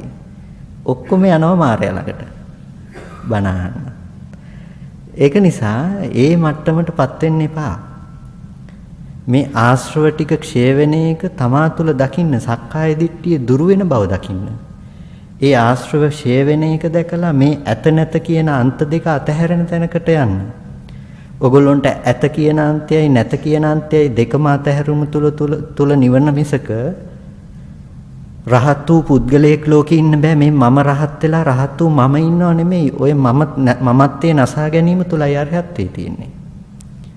එතකොට මේ විශ්වය කියලා එකක් තියෙනවා කොහේ හරි තියෙන විශ්වයකට මම මේපත් වෙනවා එහෙම නෙමෙයි. ওই විශ්වයේ තිබ්බේ කොහෙද? ඔය තියෙන විශ්වය තමා තුල හදාගත් එකක් නෙමෙයිද? මනෝපටිච්ච ධම්මේ චුප්පජ්ජති මනෝවිඤ්ඤාණං නෙමෙයිද? මුළු විශ්වයම අපිට තියෙන මනෝපටිච්ච ධම්මේ චුප්පජ්ජති මනෝවිඤ්ඤාණං. ඔච්චරයි. ඉතින් ඒක නිසා මේ විශ්වයටපත් වෙන එක නෙමෙයි මේ විශ්වය කියලා තියෙනවා නම් ඒක නිරුද්ධ කරගන්න කියලා කියන්නේ විශ්වයටපත් වෙන නෙමෙයි විශ්වය නිරුද්ධ කරගන්න කියලා මේ කියන්නේ. මුළු ලෝකෙම තියෙනවා කියලා හිතනකම තියෙනවා නම් ওই හිතනකමයි අපිට ප්‍රශ්නේ උනේ. ඒක නිසා ඔය ඇත කියන අන්තයෙන් නිදහස් වෙන්න මේ මග කියලා දෙන්නේ. ඒක නිසා ඇත කියන අන්තයෙන් නිදහස් වෙන්න ඒකෙන් හැබැයි නැත කියන අන්තයට නොවැටි. නැත කියන අන්තයට නොවැටි ඇත කියන අන්තයෙන් නිදහස් වෙනකොට ඔයගොල්ලන්ට දකින්න වෙනවා අර පහනේ උපමාව ගලපලා ගන්න. නිරෝධයේ දැකීම තුල මිසක ඔයගොල්ලන්ට නැත කියන අන්තය සහ ඇත කියන දෙකම දුරු විය යුත්තේ. තියනවා කියලා බෑන් හැම වෙලාවකදීම තියෙන දේ නෑ කියලාත් බෑ. ඒ දෙක අන්තගාමීත්වයේ කියලා හොඳට වටහා ගන්න. එතකොට අද අපි කතා කළේ කච්චානගොත්ත සූත්‍රයේ තමයි ඇත සහ නැත කියන අන්ත දෙක ගැන කතා කරන්නේ. ඇත සහ නැත කියන අන්ත දෙක කතා කරලා පටිච්චසමුප්පන්න ධර්මතාවය ගැන කතා කරන්නයි යන්නේ. එතකොට පටිච්චසමුප්පාදයේ පටිච්චසමුප්පන්න ධර්ම ටික කතා කරන්න යනකොට මේ විස්තර කළේ ඇත සහ නැත කියන අන්ත දෙක හදා ගැනීම කියන කාරණාව. ඒකට විස්තරයක් විදිහට තමයි අපි ගත්තේ යමක සූත්‍රය. මතක තියාගන්න යමක සූත්‍රය ඉවරුනේ නැහැ. දැන් ඕගොල්ලෝ ඔක අමතක කරගෙන ඉන්න එපා ඊළඟ දවසේ. දැන් අද ප්‍රශ්නේ උනේ මට එදා කියපු ටික වැඩිපුර අදත් කියන්න උනා. ඇයි ඔක්කොම තේරෙන්නේ නැහැ වගේ බලාගෙන ඉන්නකොට මම ආපහු එදා කියපු ටික ආයෙත් කියනවා. ඇයි එදා කියපු දේ ආයෙ මතක නැහැනේ. ඒක නිසා ඊළඟ දවසෙත් එන්න නොතේරුණත් කමක් නැහැ එන්න. මොකද අහගෙන ඉඳීම තුල හරි Tamanට පුළුවන් මේක තේරුම් ගන්න. හැමදාම මතක් කරනවා අපිත් මේක පාර මේක දැනගෙන මෙතෙන්ට ආව නෙමෙයි. ওই විදිහටම නිදි කිර බණ අහලා ඔක තමා තුල බලලා තමයි මේ තේරෙන මට්ටමකට ආවේ. ඒක නිසා බැරි කමක් නැහැ. කාටත් තේරුම් ගන්න විචේ නුවණක් තියෙනවා නම් කාටත් බැරි කමක් නැහැ. ඒක නිසා අවශ්‍ය වෙන්නේ මිත්‍යා දිට්ඨි වලට නොපැමිණ මේ ධහම තමා තුල සම්මර්ෂණය කර ගැනීම විතරයි. හැම වෙලාවකදීම මේ කතා කරනකොට ඕගොල්ලෝගේ ඇත්ත ජීවිතය ඕනේ කතා කරලා තියෙන්නේ. මේ අද ජීවත් වෙන තැන ඕනේ කතා කරලා තියෙන්නේ. ඒක නිසා ගෙදර ගිහිල්ලා නිකන් මේක ඉවර කරගන්න එපා. දැන් ඉස්සෙල්ලම ඉවර කරන්නේ සුතේ සුතමත්තං ධර්මදේශනාව. ආයෙ මොකද්ද මෙනෙහි කරන්නේ? ධර්මදේශනාව සුතේ සුතමත්තං එනකොට නෑ අනිත් ඒවා සුතේ සුතමත්තං කරගන්න දැනට ධර්මදේශනාව කරන්න එපා. ඒක නිසා හොඳට මේ යෝනිසෝ මනසිකාරය පවත්වන්න. හොඳට තමන්ගේ ජීවිතයේ ඇති ධර්මතාවයයි මේ කතා කළේ කියලා ඒ නුවණ ගිහිල්ලා පොඩ්ඩක් පුරුදු කරන්න. ඊළඟ දවසේ දේශනාවට එනකොට මම හිතන්නේ 5 වෙනිදා හවස මෙහි නැවත දේශනාවක් තියෙන්නේ. දේශනාවට එනකොට ඔය අපි කතා කරපු ඇත සහ නැත කියන ඔය අන්ත දෙක දුරු වෙන විදිහට අඩුම තරමේ දවසට 10 පාරක්වත් පොඩ්ඩක් මතක් කරලා බලන්න. ඇයි මෙහෙම කිව්වේ? අර පහනේ උපමාව මතක තියාගන්න. ඇයි මෙහෙම කිව්වේ කියන එක හොඳට මතක තියාගන්න. ඊට පස්සේ ඇහැ අනිත්‍යයි කිව්වේ ඇයි? කන අනිත්‍යයි කිව්වේ ඇයි? මේ තියෙන එක ගැන නෙමෙයි නම් මොන ඇහැදේ අනිත්‍යයි කිව්වේ? මොන මට්ටමෙන්ද? හොඳට ඒ ගැන මෙනෙහි කරන්න, මෙනෙහි කරලා ඒ ගැන තමන්ගේ ජීවිතය තුළ දැකලා එන්න. එතකොට මට අනිත් දවසේ පරණ කාරණා ටික නොකිය ඊළඟට ඉස්සරහා ටික කියන්න පුළුවන්. නැත්නම් අද දවසේ භාගයක් වැය වුණේ එදා කියපු ටික කියන්න. ඒක නිසා ඒ ටික නැවත සම්මර්ෂණය කරගෙන එන්න කියලාත් මතක් කරනවා. කවුරුත් gedara වැඩ කරන්නේ නැහැ. ඒකයි ප්‍රශ්නේ තියෙන්නේ. හෝම්වර්ක් ටික ඉවර කරන්නේ නැහැ. ඒක නිසා එහෙම වුණොත් මේක කරන්න හම්බෙන්නේ නැහැ. මේ කතා කරන්නේ වෙනම පාඩමක් නෙමෙයි, මේ ජීවිතයේ දෙන ඥාන දර්ශනයක්. ඔයගොල්ලන්ට බණ අහන මොහොතට හරි මේකේ අනාත්ම බව තේරෙනවා නම් ඒ මේ මොහොතේ නුවණ වැඩෙන නිසා. ඒ නුවණ තමයි ඔයගොල්ලන්ට ගෙදර ගිහිල්ලා මෙනෙහි කරන කොටත් එන්න ඕනේ. මේ බණ අහනවා කියන එක පාඩමක් ඉගෙන ගන්න නෙවෙයි, මේක තමයි භාවනාව. ඔයගොල්ලෝ ගෙදර ගිහිල්ලා මෙනෙහි කරන එක තමයි භාවනාව. වෙන භාවනා කරන්න වෙලා අවශ්‍ය නැහැ. පොඩ්ඩක් ඉඩක් ලැබුණු හැටි ওই මානසිකාරයේ පවත්තන වෙන ඉඳගෙන පැත්තකට ගිහිල්ලා පිරිසුදු වෙලා පැත්තක ඉඳගෙන කරන එක නෙමෙයි භාවනාව. මේ මානසිකාරයේ ජීවිතේ භාවිත කරන එක. ඒක නිසා ඕනම වෙලාවක ඔයගොල්ලෝ ওই මානසිකාරය අනුව නුවණ මෙහෙවන්න, ඔක නැවත නැවතත් අහන්න. මොකද අපිට අපේ මෝඩ මොලේට තේරෙනවා නම් ඒ තේරෙන දේ විතරක් හොයාගෙන යන්න එපා. තේරුම් ගන්න බැරි දේ හොයන්න. ඇයි මෙතන තේරෙන්නේ නැත්තේ? ඇයි මේ නිත්‍ය සංඥාව කියලා? මොකද ඔයගොල්ලෝ තේරෙන දේ තුල නම් නිවන හොයන්නේ. ඔයගොල්ලෝ නිවන හොයන්නේ අවිද්‍යාව තුල. විද්‍යාව කියන්නේ උපදගත යුතු දෙයක්. ඔයගොල්ලෝ අපෝ ඒක ගැඹුරුයි, ඔක තේරෙන්නේ නැහැ කියලා නම් ඔයගොල්ලෝ නිවන හොයන්න යන්නේ. තේරෙන දේ තුල නම් එහෙනම් ඔයගොල්ලෝ ඒ තේරෙන අවිද්‍යාව තුලම තමයි නිවන හොයන්න යන්නේ. පිච්චෙන එක ඇස්සේ නොපිච්චෙන්න බලනවා. ඒක හරියන්නේ නැහැ. ඒක නිසා කවුරුත් ওই කාරණාවට හිත තියන්න උත්සාහවත් වෙන්න. ලාභෙට සරලට නිවන් දකින්න එපා. ඔය අවිද්‍යාව දුරු කරගන්න විද්‍යාවෙන් විතරමයි පුළුවන්කම තියෙන්නේ. ඔය ආලෝකයෙන් විතරමයි පුළුවන්කම තියෙන්නේ අඳුර නැති කරගන්න. එහෙම නැතුව වෙන දෙයකින් නම් හම්බෙන්නේ නැහැ අඳුර දුරු කරගන්න කියලාත් මතක් කරනවා. හොඳයි, කවුරු සාදුකාරයක් පවත්වන්න එහෙනම්. කල්පනා කරගන්න අද දවසේදී සද්ධර්ම ශ්‍රවණය කරලා යෝනිසෝ මනසිකාරයන් පවත්තලා බොහොම වටිනා කුසලයක් සිද්ධ කරගත් අවස්ථාව. මේ සිද්ධ කරගත් සියලු කුසල ධර්මයන් අපි මේ වෙලාවේදී අනුමෝදන් කළ යුතු අයට අනුමෝදන් කරමු. පළමුවෙන් සියලු කුසලය අපි හැම දිනාටම අර්ථයෙන් ධර්මයෙන් අනුශාසනා කරන ධර්මාචාර්ය අවසරයි මාං කඩවල සුදස්සන ස්වාමීන් වහන්සේට, අවසරයි මාං කඩවල නන්දරත්න ස්වාමීන් වහන්සේ, රාහුල ස්වාමීන් වහන්සේට ස්වාමීන් වහන්සේලා දෙනමටත් අනුමෝදන් කරනවා. ඒ වගේම මේ හැම දිනාටම කල්යාණ මිත්‍ර භාවයෙන් සලකන මෙම අවස්ථාව අපිට සලසලා දීලා මේ සියලු කටයුතු සම්පාදනය කරපු අපේ ගෞරවනීය නායක මාහිම්පාණන් වහන්සේට, ඕස්ට්‍රේලියාවේ ප්‍රධාන සංඝනායක පූජ්‍ය දිගාමඩුල්ලේ විමලානන්ද ඒ නායක මාහිම්පාණන් වහන්සේට අපි මේ ස්වාමීන් වහන්සේලා තුන් නමටම මේ සියලු කුසලය අනුමෝදන් කරනවා. ස්වාමීන් වහන්සේලා තුන් දෙනාටම ප්‍රාර්ථනීය බෝධියකින් උතුම් නිවනින් සැනසීම පිණිස මේ කුසලය හේතු පාරමිතාවක් වෙත්වා කියලා